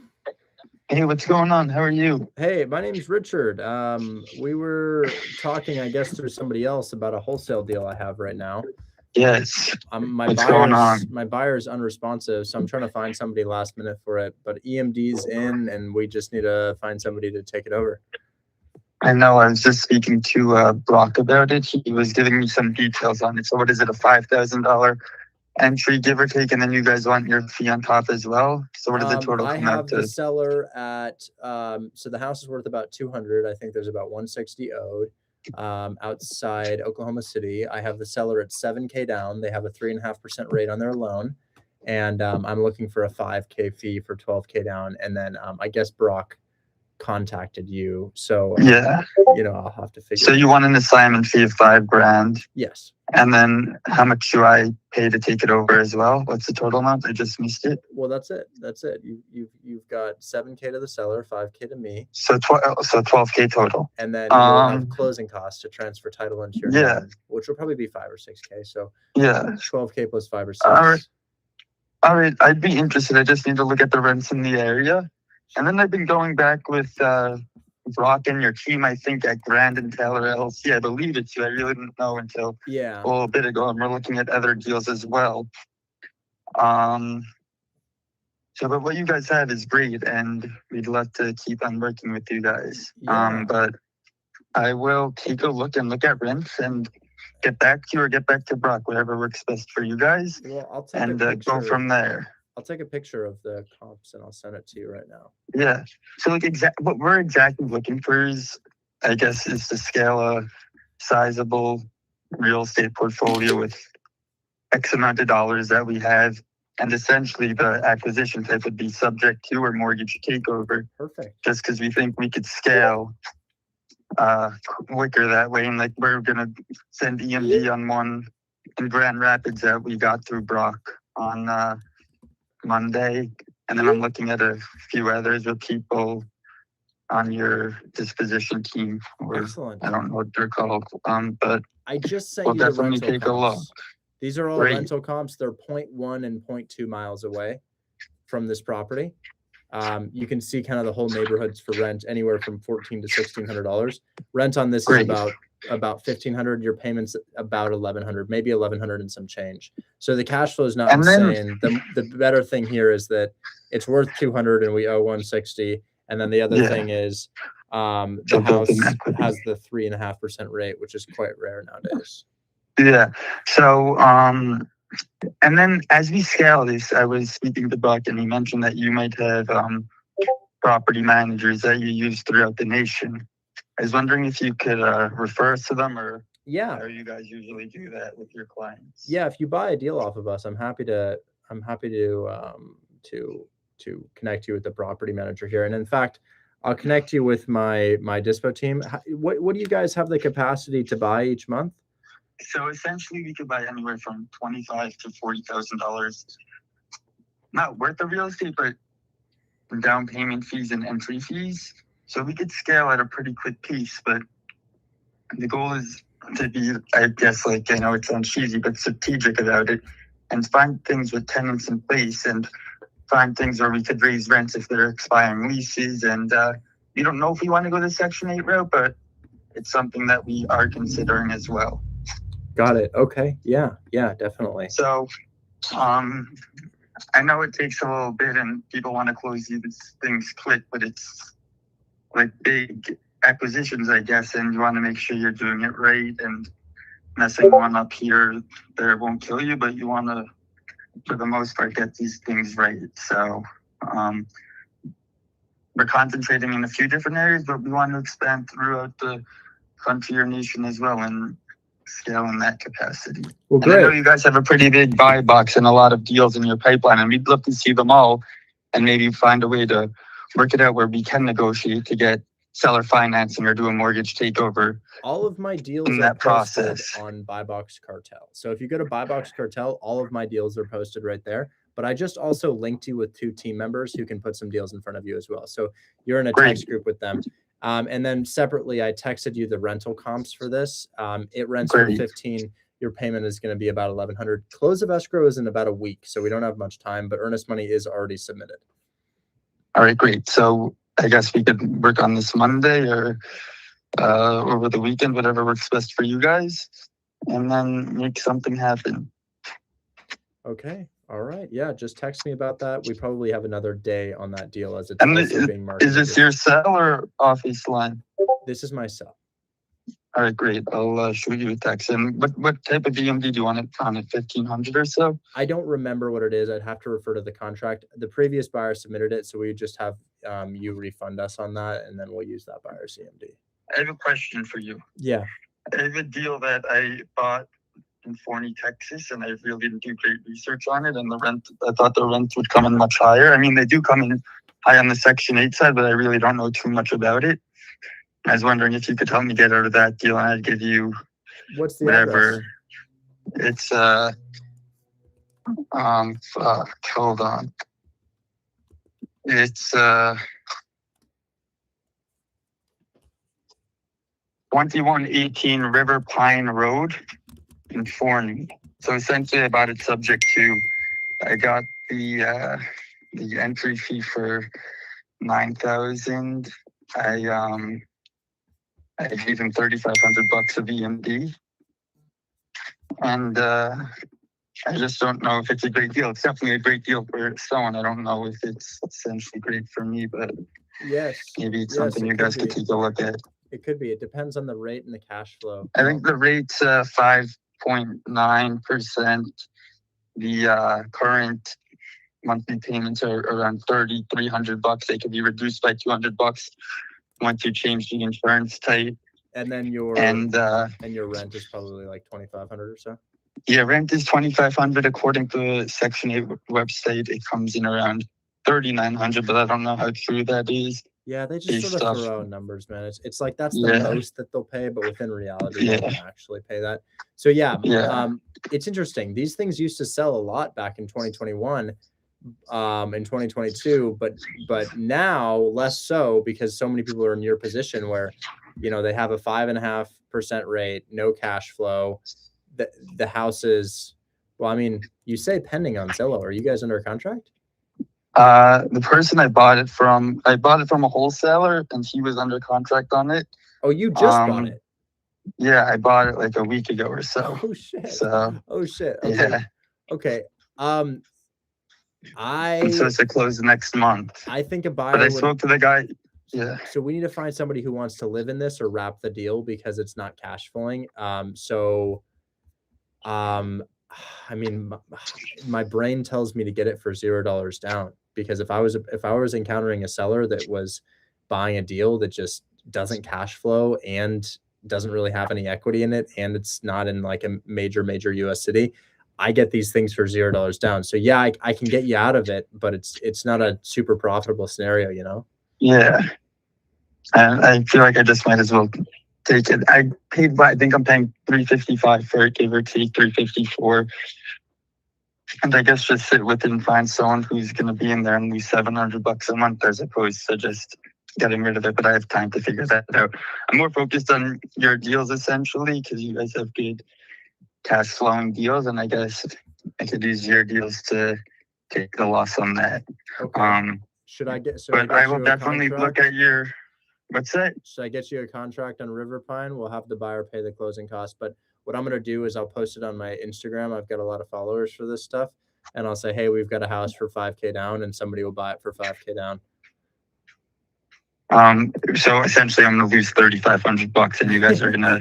Well, essentially I'm gonna contract. I know you, of course I think you guys should make money on the marketing side and take your fee, but I'd love to get my 3,500 back and have the other guy just take over the deal. If I give you 3,500, will we get it done today?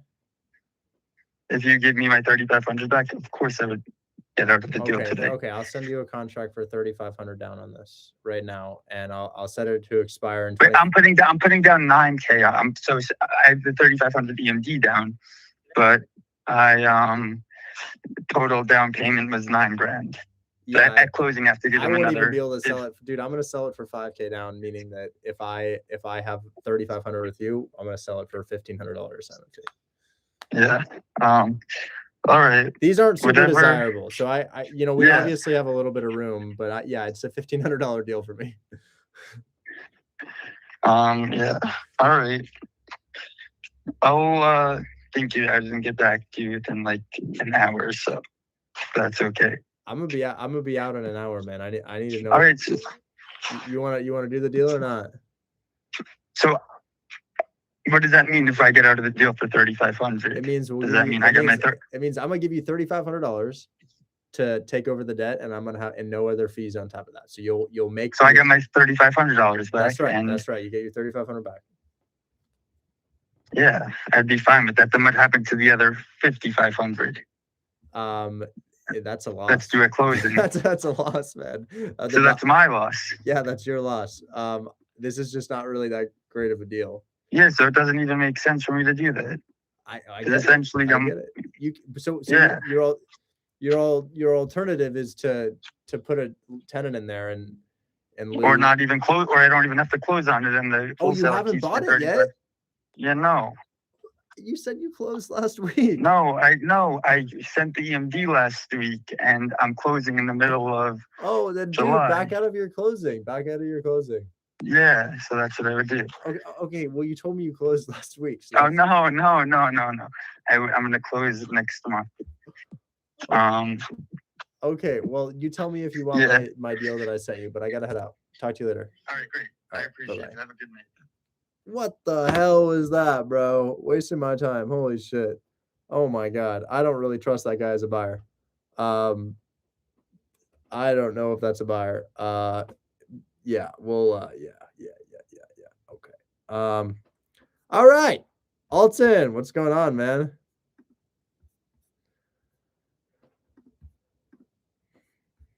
So, hey, Rich, how's it going, man? I'm well. How are you? Good. It's good to finally meet you, man. You too. Hey, did you hear me yell yes the other day when you brought me out? Yeah. I saw fireworks on the screen. Yes, dude. Yes. Yeah, that was me. Oh my God, I've been waiting so long to get on stage, but I finally actually had to cancel a contract today. Oh no. That was a bummer, but I got this one that I sent to you in your DMs. I sent the numbers over and the address. Is 32 cash on cash return, but my issue is he said I told him I'm not the end buyer, and he immediately knew that I was a wholesaler, but he says he doesn't have a problem, but he wants the end buyer to sign the contract. Okay. Well, house is really pretty. Yeah. I was thinking about double closing, but when I put the double close feature, I had to be 10K below that price that I offered him. Yes, because the double close, you have to pay closing costs. Not you, but your assignment fee will pay closing costs. So, gosh, I'd love to flip this house, man. This is a beautiful property. Like, this is a stunning house for sure. So much character. The round door, the little triangular, like, this is great, man. What a beautiful house. This is when I say character, this is exactly what I'm looking for in a fix and flip. And also, as I look in the interior, it's really kind of lame, and I feel like it could be made nicer for some money. You've got kind of gross windows. You're missing mechanicals in here. It's not in bad condition. Yeah, But I'd like to flip this thing, man. I wonder if it's at a price that I can flip it for. I'm not sure, but he said the HVAC on the roof is 2026, and the furnace, I think, is 2024. Well, I'd love to flip this thing. It just The water heater. it looks great. The water man. heater. I mean, Let me see if I can get some comps going on this. So I'm gonna just kind of see what this would sell for. I actually don't know what it would sell for. So 160,000 is their asking price. You're a 4.2 1971 square feet. 4.2 1971. Neighbor's house is wow. Neighbor's house sold for 270. Holy shit. Wow. That's a crazy price that they got for that house. 270 in Detroit. Okay, let's price high to low, price high to low. Okay. And then let's also put in past 12 months. Okay. So wow, this is a great area. Houses here with 2,000 square feet. I mean, shit. This guy sold for 190 or 290 actually. 290. This guy sold for 280. I bet they just had, can I share my screen on this? These are the comps, not the actual address. all right. So this is a comp for your property. Your property is just down the road. So your property is here and this property is here, about 3 blocks away. The things that I'm going to do is I'm going to figure out what your street view looks like, and I'm going to figure out if we have a similar street view. So this is your street view, looking great. Love that street, or that's their street view. Now I want to see your street view to see if it's comparable. So what does this street view look like? Checking. Beautiful. Great. No problem. Yep. Look at that. There's 2 of the same house. That house is the same, and that house is the same. Wow.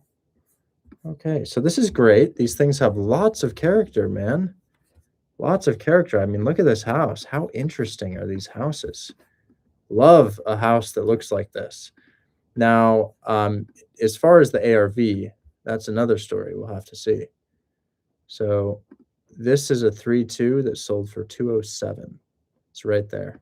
This one went for 295. Wow. What is making these go for so much money? Let's check the rehabs and try to understand. Because we need to see what level of rehab. I think your guy didn't rehab it nice enough, and I think that's why. Well, that's not a very nice rehab, actually. That's a pretty lame rehab, if I'm being honest. Interesting. They got, wow, I cannot believe they got that much for that house. It's insane. And then looking at one like this, these are not that nice of rehabs. I mean, it's fine, but that's not stellar. It's just fine. And they're getting just these crazy prices. So people just must love this area. Wow. And then you've got this guy. This is definitely a comp right here. It's right there for 281. Let's check her out. We have any photos? No photos. Check prop stream for photos. I just want to understand the scale of renovation. Oh, is that really good? Oh, yeah. Nice looking. Very interesting. Very custom. Very custom stuff. Wow. I would not go that direction, but they did, and it worked. They took a risk, and it paid out. Yeah. Yeah. So now we're seeing more custom stuff. Very cool. Kept the old door, just painted it. Basement nearly finished. I guess that is kind of a finished basement, isn't it? It's kind of a finished basement. What the hell is that? Bathtub with half of a shower? Wow, they made some interesting decisions in this property, but it worked. Wow. Okay, opened up the floor plan too. So that, I can't believe it. I just can't believe it. But this thing sold for $280,000? Holy shit. Which lets me know that if I do a nice rehab on your deal right here, it could probably sell for a lot as well. Because they just didn't do a very tasteful rehab in here. It's just kind of a lame, it's like a rental grade renovation, and it needs to be much nicer than this. So I would just make it much nicer. What price did you get this at? 147. But since I'm double closing, I would have to go back and negotiate with him to get it down to 137. So we're only 13K below list. Yeah, I put it in the calculator and it spit at 147 for me at 32 cash on cash. So I just sent the LOI over. But what rent did you put in? It's rented for 1350 per unit. Oh, this is And it's 2 unit. Bro, this whole time I thought this was a single family. It says single family. Holy shit. Okay.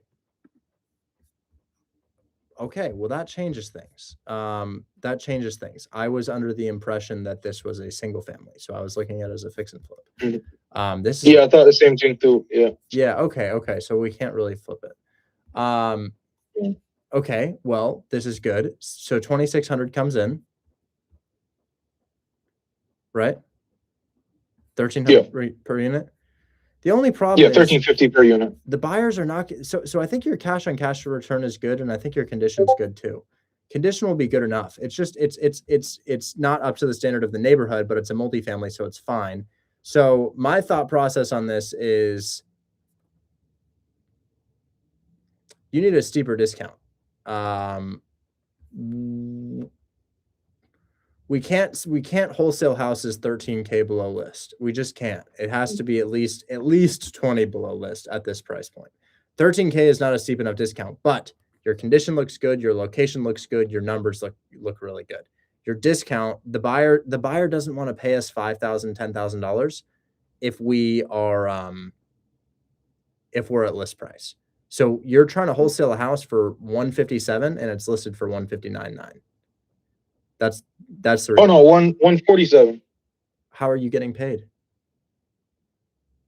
Wait, it's listed for 159, but yeah, I sent 147 over. And since I'm double closing, I was gonna try to get them down to 137. Yeah, you can get it for But 137. it needs to be steeper than that, right? Like 120. But man, if you have it for 147, what does the buyer pay?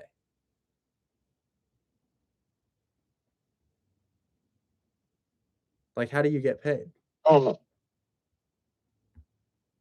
I know I put my assignment fee in there. That's the number spit out for me. So you're saying you already have it at 137 and you stacked a fee for 147? No, I had it at 147 with the cash on cash return. And assignment fee of 3,000. So when I put all those numbers in the calculator, it spit out 147 for me. You just told me that you need a 10K assignment because you're going to be double closing because the double close costs money. Yeah, so so so the one I just sent you, I would have to get him at a 3K 137. fee. Is this under contract or is it not under contract? No, not yet. Okay, good, because we couldn't be at 147. So what I was trying to say is that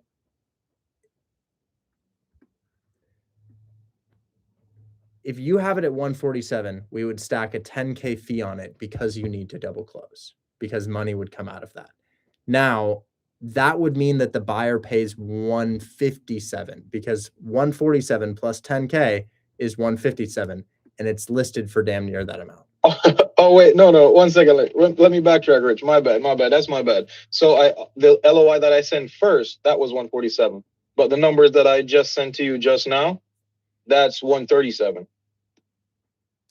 I'd love to see this deal locked up for around 135K. If you could get this for 135, we can push it for 145 and the buyer won't be as offended about the low discount because we'll have it at least 15K below list for the buyer. So 135 would be my highest and best offer on this if I were you. Okay, I can get him down to 135. It's just that he said he want the end buyer to sign the contract. So I could probably make that happen if you were getting it at 135. Okay, I'll get him down to 137. I'll call him back and get him down. What do you suggest I tell him that the issue is that I need to go down to 135 since I already offered him 147? Like when I'm negotiating. No issues. This is where you got pre-approved. You say, hey, I submitted it to my lender at 145. They pre-approved me at 135, unfortunately.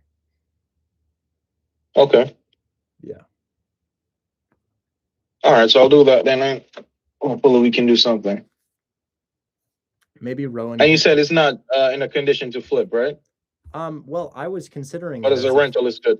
Yes, I was considering a flip on this. Maybe it just, well, we call this a whole tail, where you buy it, fix a couple things, throw it back on the market. I was considering a whole tail fix and flip on this because it's not up to the standard of the neighborhood. But now that I know it's a multifamily, this is the rehab that it would stay in. Anyways, I got to talk to other people, man. I got to head out. Okay. All right. Thank you so much, Rich. Talk to you soon. Talk to him. Bye bye. Really quickly, so Rowan just closed a big deal. He's posted a large check in the chat here, and I'd like to hear about it. It says $47,000 assignment fee here. Rowan, what is this? A novation? No, actually, kind of a fix and flip deal in Virginia. Fix and flip in Virginia, and you're text blasting? Yeah. Okay. So what kind of list do you pull? I think this one was out of state owners, but the guy told me that it was so complicated. It should have closed like before this month, but the guy had there were 7 heirs. One of them had a bankruptcy from like 10 years ago that had to be discharged. And then there was a memorandum on title from a previous wholesaler like over a year ago. And we found out from the homeowner that their contract was never legal because they didn't have all 7 heirs signed, and they wanted a $25,000 release fee. And I was like, absolutely not. So my business partner like literally threatened them with a lawyer, and they backed off. And we just finally got the memorandum released. So we're closing on Monday. So. Well, this is great. This is great. So it's technically it's not an ovation. It's a you wholesale. I have a novation up right now if you want to look at it. If you want to look it up. But this one is just wholesaling a fix and flip. No, it's just a wholesale. Just wholesaling. Well, that's okay. That's great. That's great. So off market, what do you use to text blast? Go high level. Go high level. And well, I don't know, guys. I don't know. I don't know how to. I can't necessarily recommend. You guys can Google text blasting. It's in 2021 or 2022, I was text blasting 3,000 text messages per day, and then a law came out, and then people started getting sued for it. And yeah, it's some people say, well, if you're not selling a service, but then Google says, honestly, if you're selling or offering anything, you have to get them to opt in. So it's hard. It's hard to say, guys, because text blasting is a good way to get deals, but it does cost money, and it is this interesting legal gray area. I spend like $4,000 a month on it.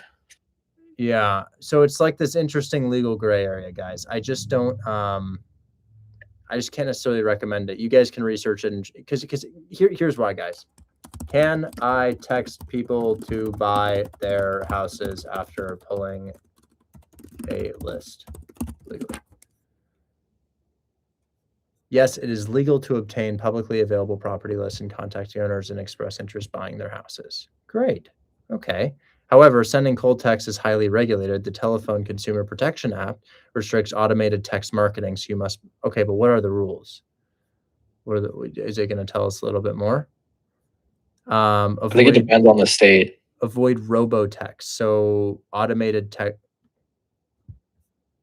I should say text blast. See, this is what I mean, guys. It says yes, but then down here it says robotexting, which is what he's doing. You can. How would they know the difference between me one-by-one texting and robotexting? It would be something that would be discovered in litigation.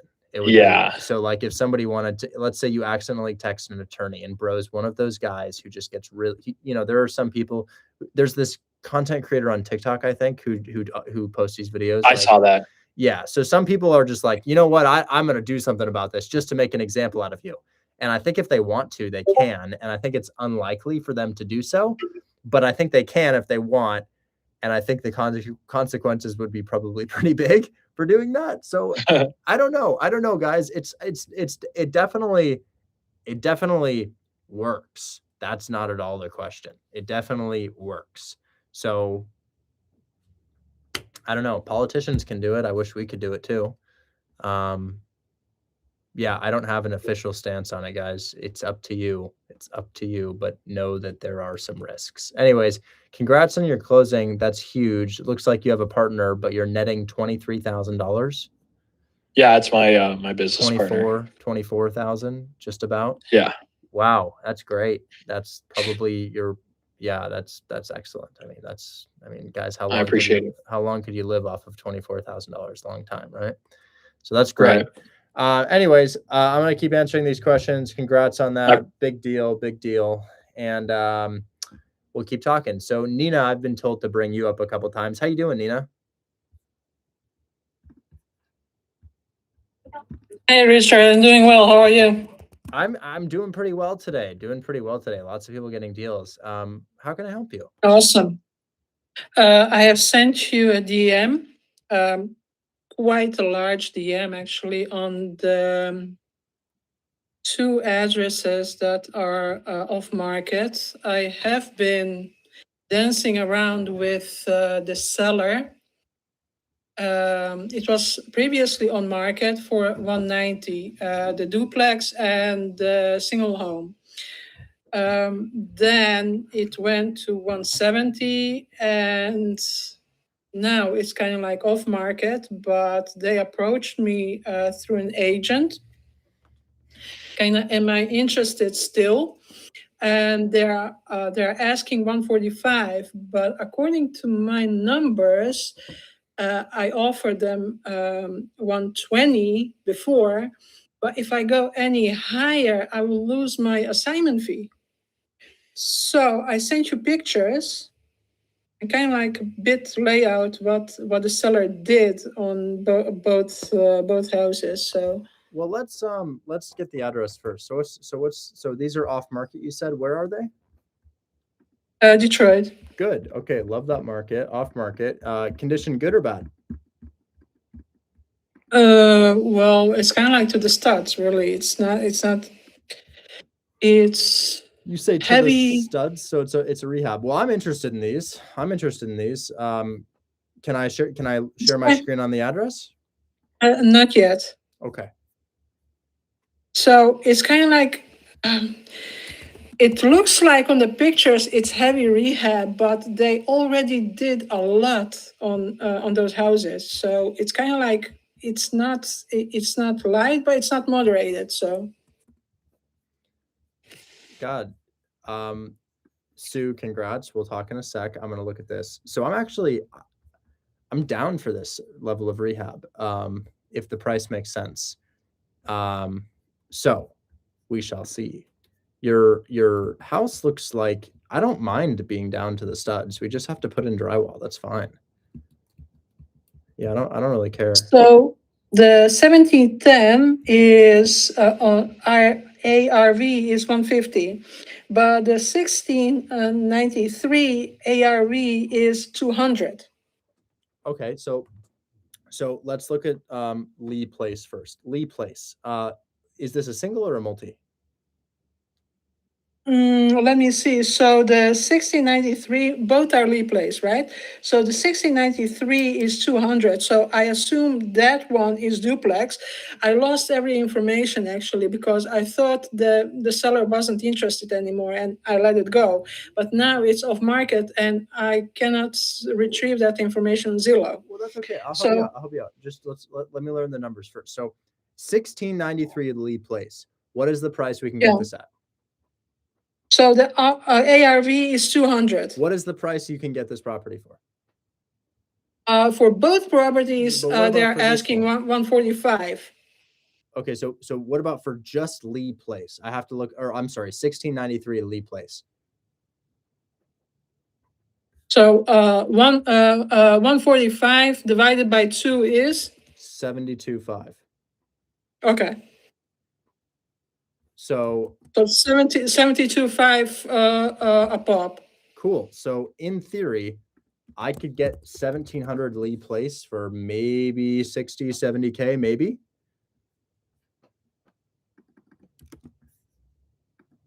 I think I've lost you. Yeah, I'm here. So I didn't understand the question, actually. So I'm thinking I could get, well, Gotta make sure the area is okay really quickly here. Hold on. Oh, look, this is a more recent photo, maybe August 2021. Oh my gosh, 2018. Going up here, I'm looking for a more recent. I want to know what this place. I did send you pictures. Do you mean of the interior or of the surroundings? Well, I'm learning about the neighborhood right now. Okay. I think it's okay. So, yeah, you've got a new roof on here, right? Maybe.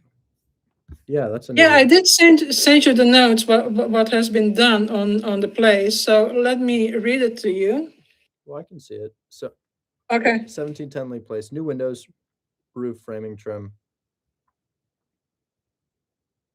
Yeah. Shit, yeah. So this is good. The rehab is probably going to cost me still probably about 40K. So I do have to mention there are no mechanicals on both properties. That's okay. So it's probably about 45. Oh gosh. 45K for Lee Place. Yes. And yes.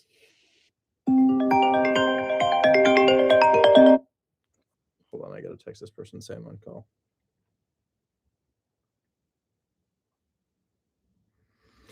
I'm interested in Lee Place. My only hang up on Lee Place is the location. I don't know about our location.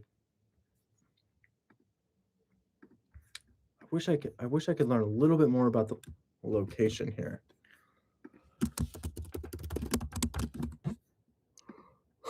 Where's Pam? Pam, are you still here? Maybe you can help me out.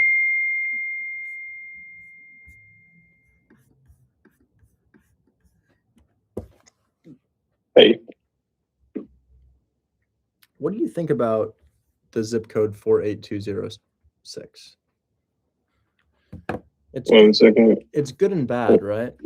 I'll give you an address. I just don't know about this location. There's no shootings there.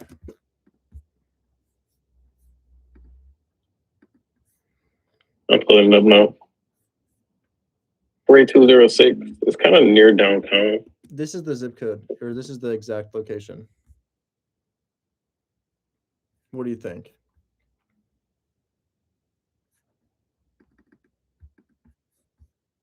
Let's see.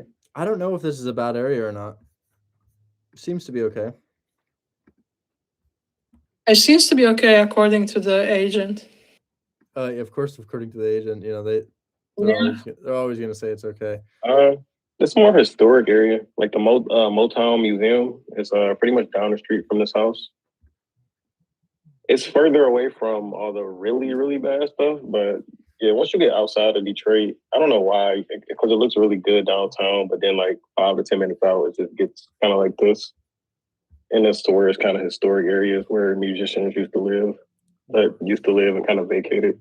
North LaSalle, Henry Ford Hospital, and then this is on Lee Street, so that is right below this park on Lee Street. Now we can look at some comps here.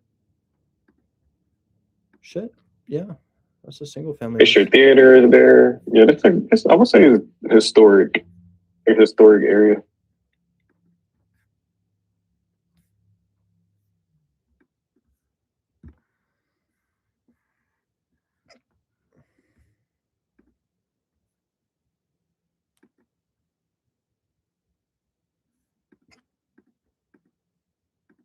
But yeah, Detroit is pretty block by block. So if you go like, I don't know, the neighborhood to the north, then it's like, I don't know about that. Because that's where my brother kind of lives.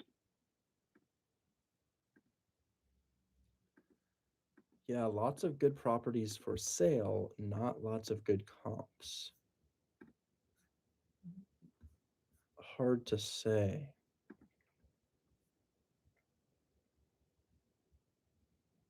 So yeah, I would get Lee Street under contract for maybe like 55, if possible. That looks good to me. And then you sent me another one here that I'll look at as well. Oh my God, how did all these people get on stage? So yeah. So yeah, I would say for Lee. Both listings that I sent you are from the same seller.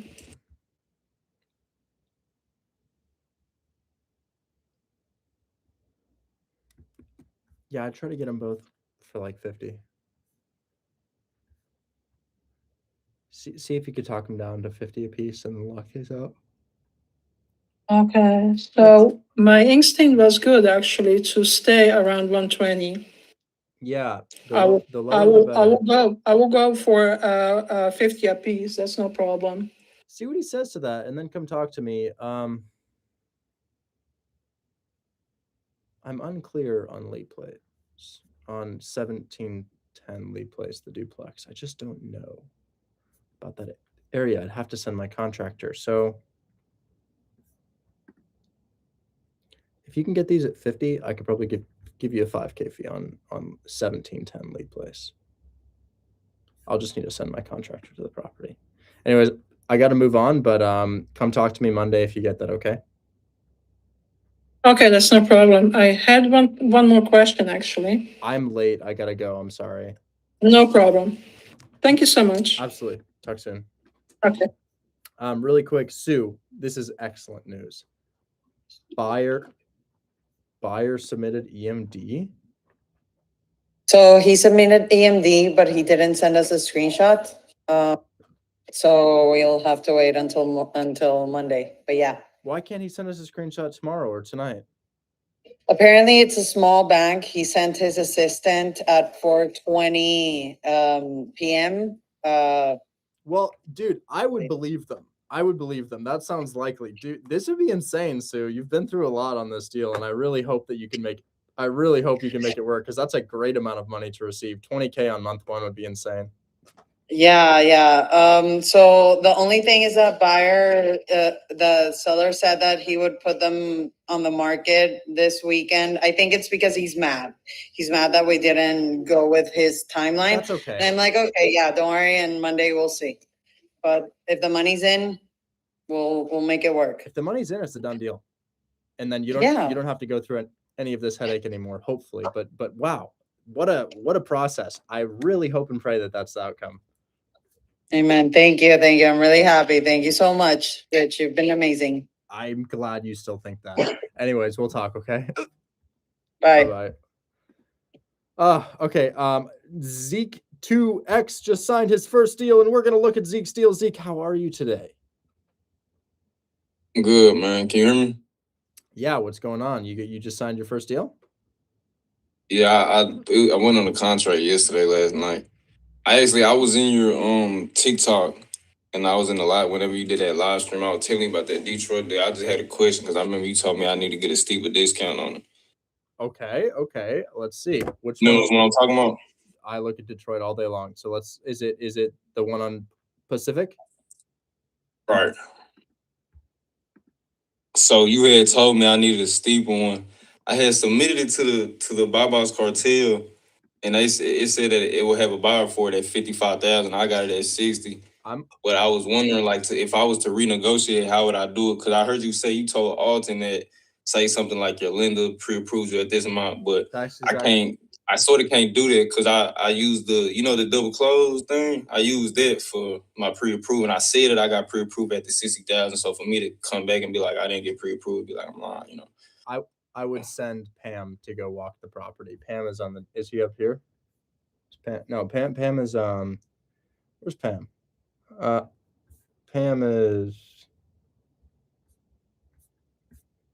right here. So Pam is local. You could probably send Pam $50 to go walk the property and be like, oh man, this is a lot more rehab than we thought. This thing's gonna need some work. But you were on my live stream today. You were on my podcast. You were on my podcast today with the three guys. And right. Yeah, so you're right. I would sell this for about 155, 160 or so. And yeah, I think the location, I think I was only going to make, I wasn't going to make enough. Yeah. You said you was making like 25, 30, I think. Yeah, so we just need to make like 40 on a project. So yeah, dude, what I would do to drop your price is I would send this person, Pam. Pam's really cool, lives in the area to the property. He'll drive over, and then you can use that as an excuse and say, hey, I'm, my contractor, Pam, the contractor, walked the property, and this rehab is much more than we thought. Honestly, I think it would only make sense if I were at insert that price. That sounds good, Pam. You gonna work with me? Yeah, send it over. I think I gotta go that way. When do you want me to do this? Tomorrow? I got a 7-day inspection, so it got to be between there, Okay. It could be tomorrow, it could be the day after, whenever you free. Really, I can DM you my information, my number and stuff. We can get that situated if that's okay. Yeah, just text me or DM me. All right, bro. I'm finna do it right now. All right. But that was pretty much. Oh yeah, and then there was this other deal I sent you in the inbox. You don't really got too much to go over. I just want to see, like, do I need to get a steeper discount? I got $60K off of list price. It's in Texas, and Oh, that's heat, bro. I feel like That's fire. That's great. It's only been don't on tell me market. that. Get it first. It's only been there for six days, and you got it that steep. Wow, great news. So let me find where your property is really quickly here. The comps is like 270 for sure. Where are you from? Where do you live? What state? Dallas. Dallas. It's got Yeah. the Texas accent. Oh my God, I'm so sorry. I'm suffering out here. You got this for 110? Or I'm sorry. Oh my God.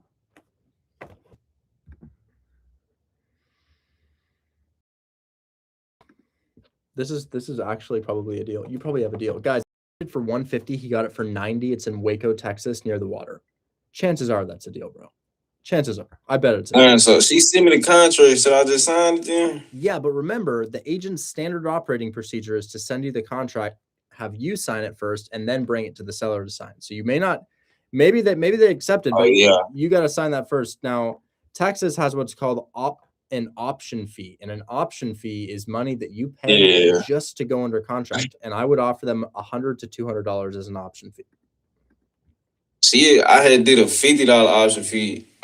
Perfect. And she was good with it. She was just like, she even told me, like, you shouldn't even offer that high. You should do, because I had did 850 EMD. She was like, just do 700 and then do 50 for the option fee.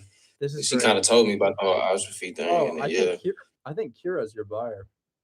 This is excellent. I said one to Kira. Tell me. This is great. This is Kira. This is a crack fix and flip. I can't really share this screen because he's not under contract, but I'm gonna send you the address. Just don't nab his deal. I know you, but there's the address. And yeah, so the house looks like it's pretty messed up, as one would expect, but it's not the worst thing I've ever seen. He has it at 90. I'm just gonna put it out there. This is a non-disclosure market, and I can't really see where the comps are selling, but I bet your ARV could be as high as 300. Yeah, it was one that sold for 305. Not too long Did you ago. send this to me already? Sure, I did. Let me check. I might be. I think you did. What do I do if I want to? I mean, we talked a couple days ago. No, you sent me one in Detroit. Oh, I did send you that one in Detroit. Hold on. Oh yeah, no, it was the first one I sent you. Remember that first one? Scroll all the way up. Scroll all the way up. This is great. This is actually great. So this is a crazy flip. Two people I know who'd buy this: Jesimar and Kira. This thing is listed for 150. He got it for 90. The ARV is at least 275, guys. The rehab is probably 60. Oh my God, this rehab is scary as shit, Richard. It's not that bad. I mean, oh my God. It looks like a crack house. It's not freaking out. This is, if you watch flipping TV, you'll see it's not that bad. This could be way worse. You can enter this property without it being high end. So my God. What I would say, Kira, is you're probably dealing with some leaks. You're gonna fully take out the kitchen. Your contractor's gonna redo the whole place. But oh my gosh, this is, for this dude, even if they don't buy it, we'll have a buyer. Here's what I'm gonna do. I'm gonna submit it, but let me tell you something. I submitted a house that looked like this to our hard money lenders, And they told me because it was my first fix and flip, they would want an experienced fix and flipper to partner with me before they lend me on this. We add them daily, Kara. If you go to Hard Money Loans or Hard Okay, Money Lenders, I'll check. We now have 1, 2, 3, 4, 5, 6, 7, 8, 9, 10, 11, 12. There are 12 now. Okay. I mean, Zeke, I'm gonna submit it and see what they say. If Richard says I should do it, then I mean, I trust you, Richard, so I'll do it. Well, read into it. Check the comps, right? Well, I will, of course. Did you do a spot crime on this, Zeke? Waco, I'm from Dallas, so Waco ain't you don't never hear nothing but you can. I didn't. I will say that I didn't. But okay. All right, all it's good. like Waco's like a 40-minute drive. So I've got your DM and I've got the deal, so I'm gonna work on it. Okay. okay. All right, that sounds good. I'm gonna text the agent right now. Okay, thanks, guys. Thank you, Richard. For real, thank you. So, dude, okay. If Kira doesn't want it, that's okay. Send this to my team. This is the type of shit that gets you 20K, bro. That's you serious, bro? Don't gas me up, I'm bro. serious, bro. Yes, I'm serious. This is heat. This one I've in been Waco, doing this for 2 weeks straight. So this one in Waco is heat, bro. I love the one in Waco. If I flipped over there, I'd pick it up. yeah, that sounds good. Yeah. All right, bro. I gotta talk to the next person. We're coming up on over 3 hours right now, so I gotta head out.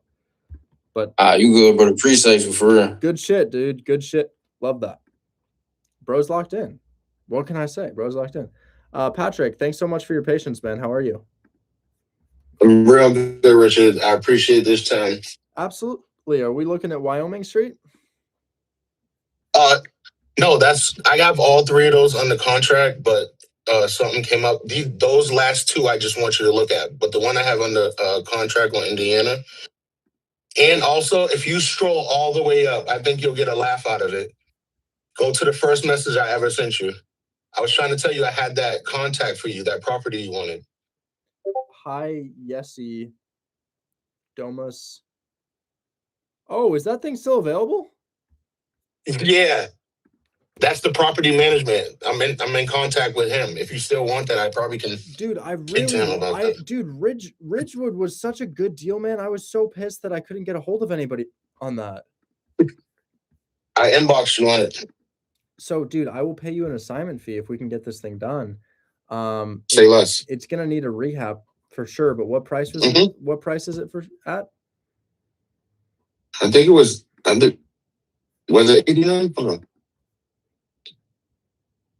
I think you wanted it for like 65, 70, if I'm not mistaken. That's where most of my buys are, yeah. I know, and that's what I do. That's why I just copy the formula, so to speak. And sometimes I just keep them where they're at until they, meet me two this way or two that way. I feel like it's not a deal breaker. Yeah, I agree. So I'm interested in this. I would need to see photos. All right, I'm gonna reach out to Juan. His name's hold on, you're Juan, right? Yeah, I'll reach out to him. But I'm contact you about Indiana if you want to take a look at that.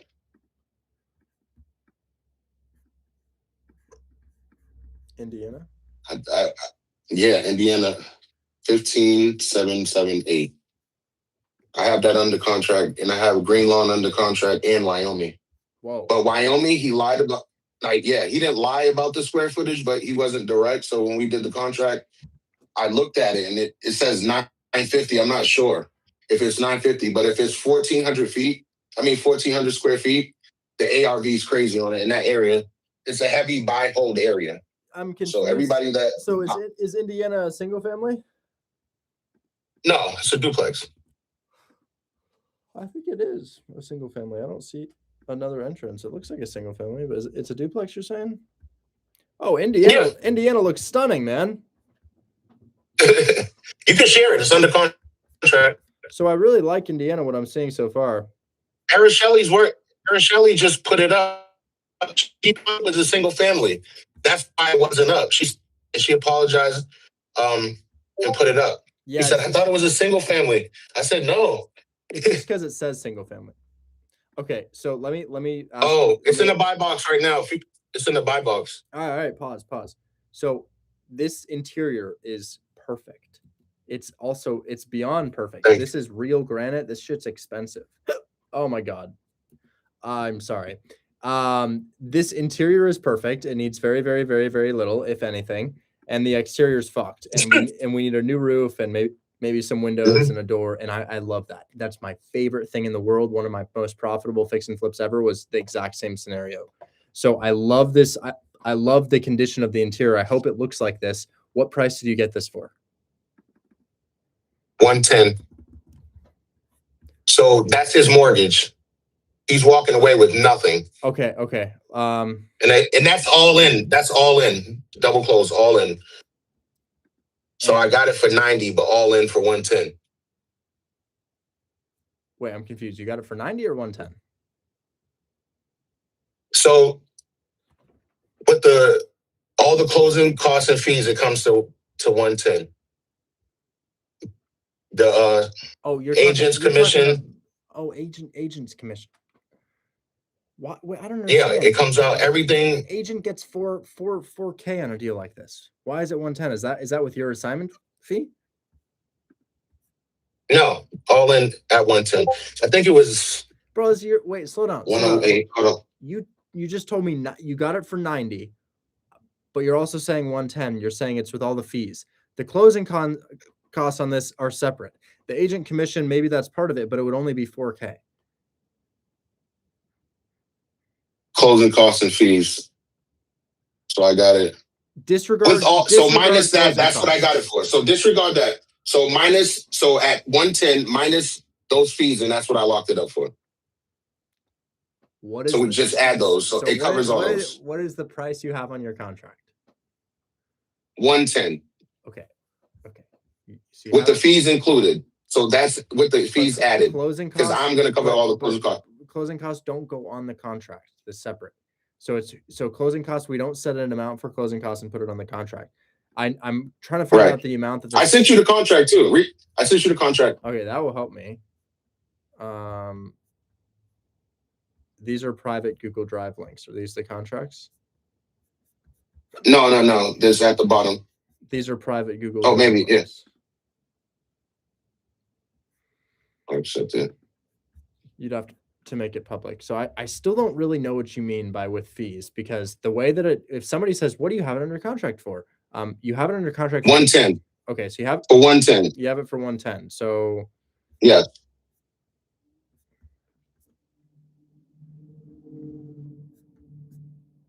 Where did the 90 come from?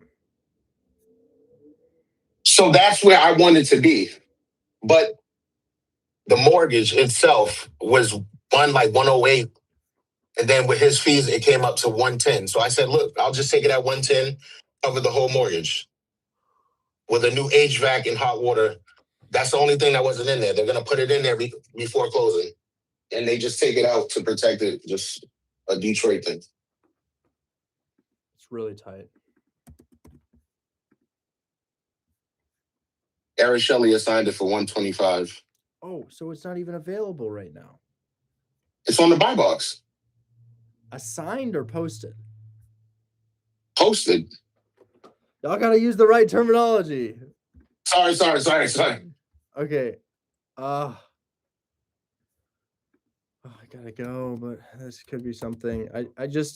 So I sell these things for like 150, right? I'm gonna sell it for 150. Yes.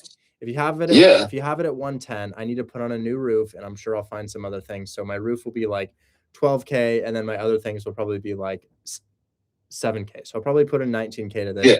But the problem is if I buy it off you for 112K, put in 10,000 for closing costs, and then let's say I put in another 17K in rehab, I'm in it for 139 and I'm selling for 150. So it's just not enough profit to close on a deal. You know, that's a wholesale. I have wholesale deals in closing for more than I would make on this fix and flip. But I am really interested. I'm really interested in the project. The project makes a lot of sense to me. But your price. The only thing is I had it at a seller finance, but he has it in an irrevocable trust, and his wife would not let me and this has been 3 weeks. It makes more sense. His wife would not. Yeah, it does. But he doesn't trust it. So maybe you can give them a call and you can explain that a little better. But with that irrevocable trust, he thinks it's like something. He wants no liability, nothing on another watermark, anything. Yeah, I get it. Some people don't want to carry a note. This would make more sense as a You want to seller. give? Do you want to give Dawn a call? No, I have She to can go. explain it better. I gotta go, man. I've been on here for over 3 hours. I gotta head out. But I appreciate your time. Yeah. I think that I really like the rehab, man. The rehab and the location, all of it's super attractive to me. The only thing is your price. If you could get this at, I mean, I would need to buy it at 100 max. 100 would be my max buy on something like that. Well, okay. Honestly, 100. So 100,000. No, I'd only make like 20K. I'm willing to make 25K. So but it's hard because he has a mortgage. 90. So if I bought it for 90,000 and I paid you 3,000 assignment, 10,000 closing costs, 20,000 rehab, I'm in it for 123, selling for 150, and I'm making 27K. Yeah, you probably need it for 90, man. You probably need it for 90 if I'm being real. So, Rich, do you think what we can do is try to renegotiate seller finance if you can make them comfortable, which I think you can at some point? Yeah, maybe we can try to do that. It's definitely not ideal to get distressed on seller finance. However, it looks like it really only needs a roof. It looks like you just need a roof and you're good to go. I agree. Jesimar, you won't go to jail for text blasting, but you could get hit with a fat fee. Anyway, I gotta head out. Nah, not text blasting. Talking about South Carolina wholesale. Oh, yeah. You probably also won't go to jail. Just big fee. But Zach does it. I don't know. Adrian, what's going on, man? Hey, Richard. I'm back again. This time, third time's a charm, right? Third time's a charm. So, Show me something good, man. Yeah. So first 2 cash deals I brought to you, they got canceled. I got that. The first one was condition. The second one was the agent tried to double dip. Which I had a conversation with Kira about that. I learned a lot. Then this one was actually I'm gonna send it to you right now. It came from April, all the way back from April. I reached out to the agent and I offered basically asking on seller finance. They declined, and this morning I sent them a message and I'm like, hey, so it's been 2 months. I noticed your property's still on market.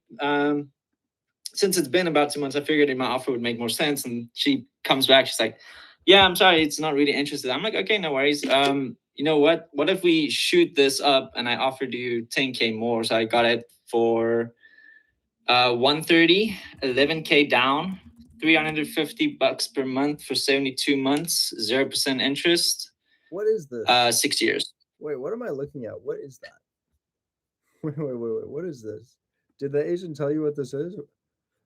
What is the structure I'm looking at? I can't even, my eyes are not processing what I'm looking at. I asked about that and she said like it's part of the upper roof section. I don't even know what they try to do there, but there's like a tenant that was living there. They put in a rock wall? Is that there like was a, it looks like a rock wall obstacle. Yeah. Okay. But apparently it's been renovated. Yeah. Okay, let's learn about your terms. So your purchase price is 130. Great. Your down payment is 11K. Great. Your monthly payment is 350 to the seller. Very good. Your rent is not the best. 11 to 1150. That's great because of your payment. Your payment's 350, dude. And the rent is 1,300 actually. Oh, great. So for that property, I don't know. With that rock wall thing. This is great. My only question is, what is that? I have I don't know. Why did they put a triangle on top of it? Fine, maybe.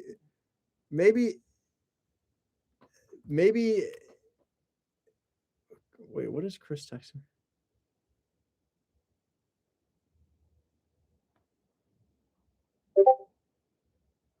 Sorry, Chris is texting me crazy shit. You know what? Your deal's great. Your deal's great, but what is that? I just so it needs some rehab. Probably needs like 10K. Why do I say 10? Well, Yeah, you know, I don't know what the deck and the gutters, some shit's going on. I wonder if we could get a better photo of the house because that photo sucks super bad. Sucks. Maybe Yeah. so what I would yeah,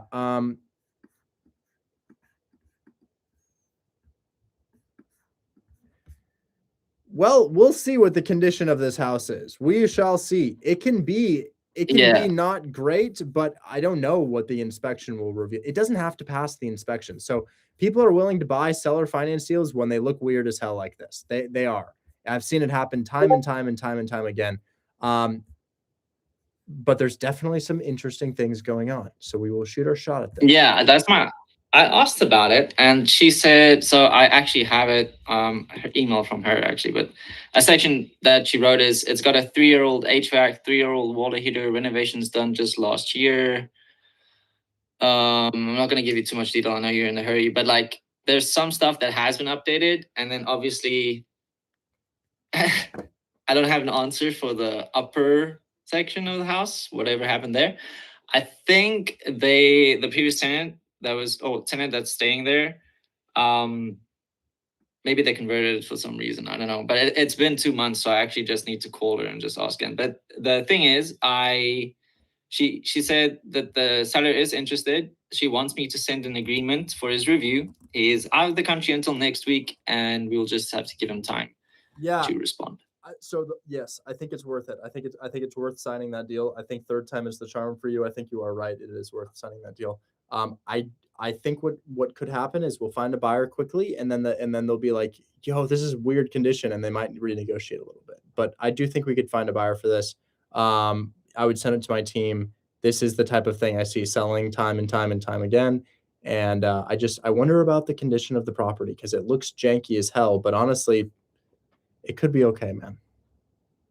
I'll just pay extra to get those rock wall things put up, and then we're making an art piece or something. God, I don't know what that is. Super weird. But yeah, I would submit that to my team once you get it under contract. I like your deal, man. Good job. Great. Is the auto generator working? Because I need to generate a contract for them and send it. I can show you how to do a contract really quickly if you want. Dude, that'd be amazing. Please. Thank you. Pull out your phone really quick. I'll walk you through it. So just record this, okay?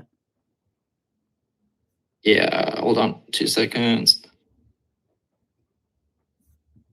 All right. Okay, so I'll even help you fill it out. So what's owed on the mortgage or seller finance? No mortgage? It's seller finance. So no mortgage. You're cutting out really bad. There's no mortgage, right? I'm going to go with no mortgage. I'm going to go with no mortgage and seller finance.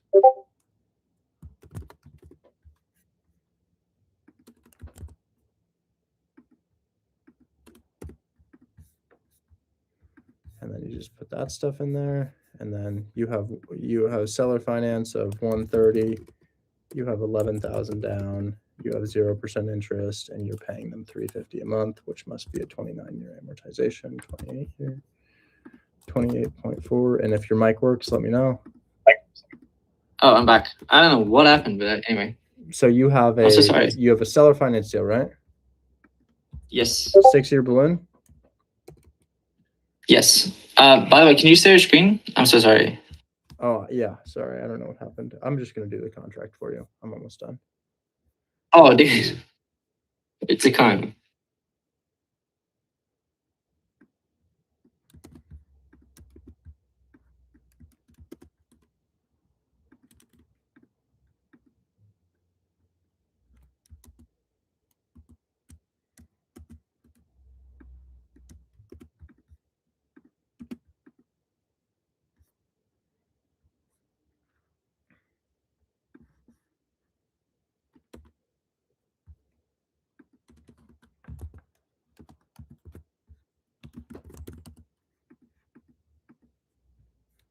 Dude, it's so crazy because I work from home. So during working hours, when I'm like at my computer, I put your live streams on and then watch them back to back to back and just listen and like just trying to keep up with everything. And then with my cash deals, I'm like, okay, screw it. I'm just I'm tired of getting canceled. And then I was like, okay, I'm just gonna keep hammering. I did what you said, which is like the best strategy if they're like trying to get a cash deal, and if they decline, hit them with seller finance. Mm-hmm. Which That does work. that's how this one came. Okay, so the only thing you need to add in here, I'm gonna send you an editable link here. Anybody with the link will be able to access this. But I've already added in anything hard. So you need property address, purchase price is there, earnest money is there. We don't have a mortgage, so we're getting rid of these lines right here. Amount to cure loan defaults, none. We don't need this either. Okay. Cash at the close of escrow, $11,000, says it right there. Close of escrow, July 12th. This is who we're going to use to close. Seller's information, I don't know. Well, maybe you know that. Get the seller's information. Buyer, put your information right here. Right? So just put the seller's info here, your info here. You don't need your address or your telephone. Just your company or your name and your email. And then seller carryback, you don't even need to touch that. I already did it. And then you need to sign at the bottom right here. And I'll remove this so you can. Yeah. But this contract is pretty much done minus like 3 things, just the seller's name and the address. And this is in your inbox, and anybody who has the link can edit it. I have to go. I'm starving. I'll catch you later. Alton. Hey, Rich. Is it Kentucky? Yes, but I offer. Yeah, Kentucky. So I offered the 135. I told him we got a buyer lined up, and they got pre-approved for 135. But he said the seller just turned on a 135 offer. No, I'm thinking about it. I'm wondering if that's just a tactic to get me to go higher. But I said 136, 137, and he said he can do that if the buyer can move fast and close within if they can do a 7 business day inspection and close fast. So remember, this is non-assignable, and we'd need the buyer to sign the contract? Yeah. Okay, let's see if I can learn how to use this damn Slack group. Because they want me to put these deals in Slack. So Quaid invited you to Slack. Accept invitation.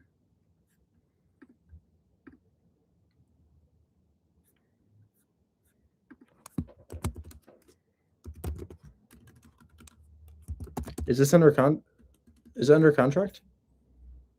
No, not yet. I'm hoping to get it under contract over the weekend under the 135, 37. Now, can the contract be assignable? Since you told them we have a buyer? No, he said he wants to be non-assignable. Gosh. You mean since I told him I have a buyer? Okay. It would be much easier if it Sorry, was. go ahead. I just wouldn't mention it. Let's just not mention the assignment and see if they'll send you a contract without a non-assignment clause. Because this would be much easier if we could get this such that you have it under contract and we don't have to have the buyer sign, because that would be much easier. So I'll tell you what, I'm going to bring you up on Monday. So on Monday at 2 p.m., remind me to bring up Alton. What? On Monday at 2 p.m., remind me to bring up Alton. Okay. I added bring up Alton. Alton, see if you get that under contract. If it has a non-assignment clause, don't sign and come talk to me Monday, and I'll give you a solution if it's not assignable, okay? All right. Thank you so much, Rich. Talk to you soon. Absolutely. Talk soon. Guys, I'm going to pass out. Let me give away $20, okay? Oh, my God. I don't know how I ended up live here for so long. And, I had a podcast, too, so I was live before this. Okay, I like this one. In which state is the Puget Sound located? Puget Sound. Patrick, I got to head out. Washington. That's right. River. Yes. Yes. Let's Venmo you money for answering trivia correctly. River, do you have a Venmo? What's up, man? Yeah, I'll send it. You want it in Discord DMs? Yeah. Venmo, Cash App, one of those. Yes, please. Let's see. Yeah, I'll send that your way. That one was easy. I'm an Oregonian as well. Honestly, off the top of my head, I didn't know where the Puget Sound was. I don't spend too much time in Washington. And for everybody who's on TikTok who's asking, or YouTube who's asking, how do I join? How do I join? How do I join? Oh, my camera froze on. Oh shit. Sorry, guys. Well, we're about to wrap this.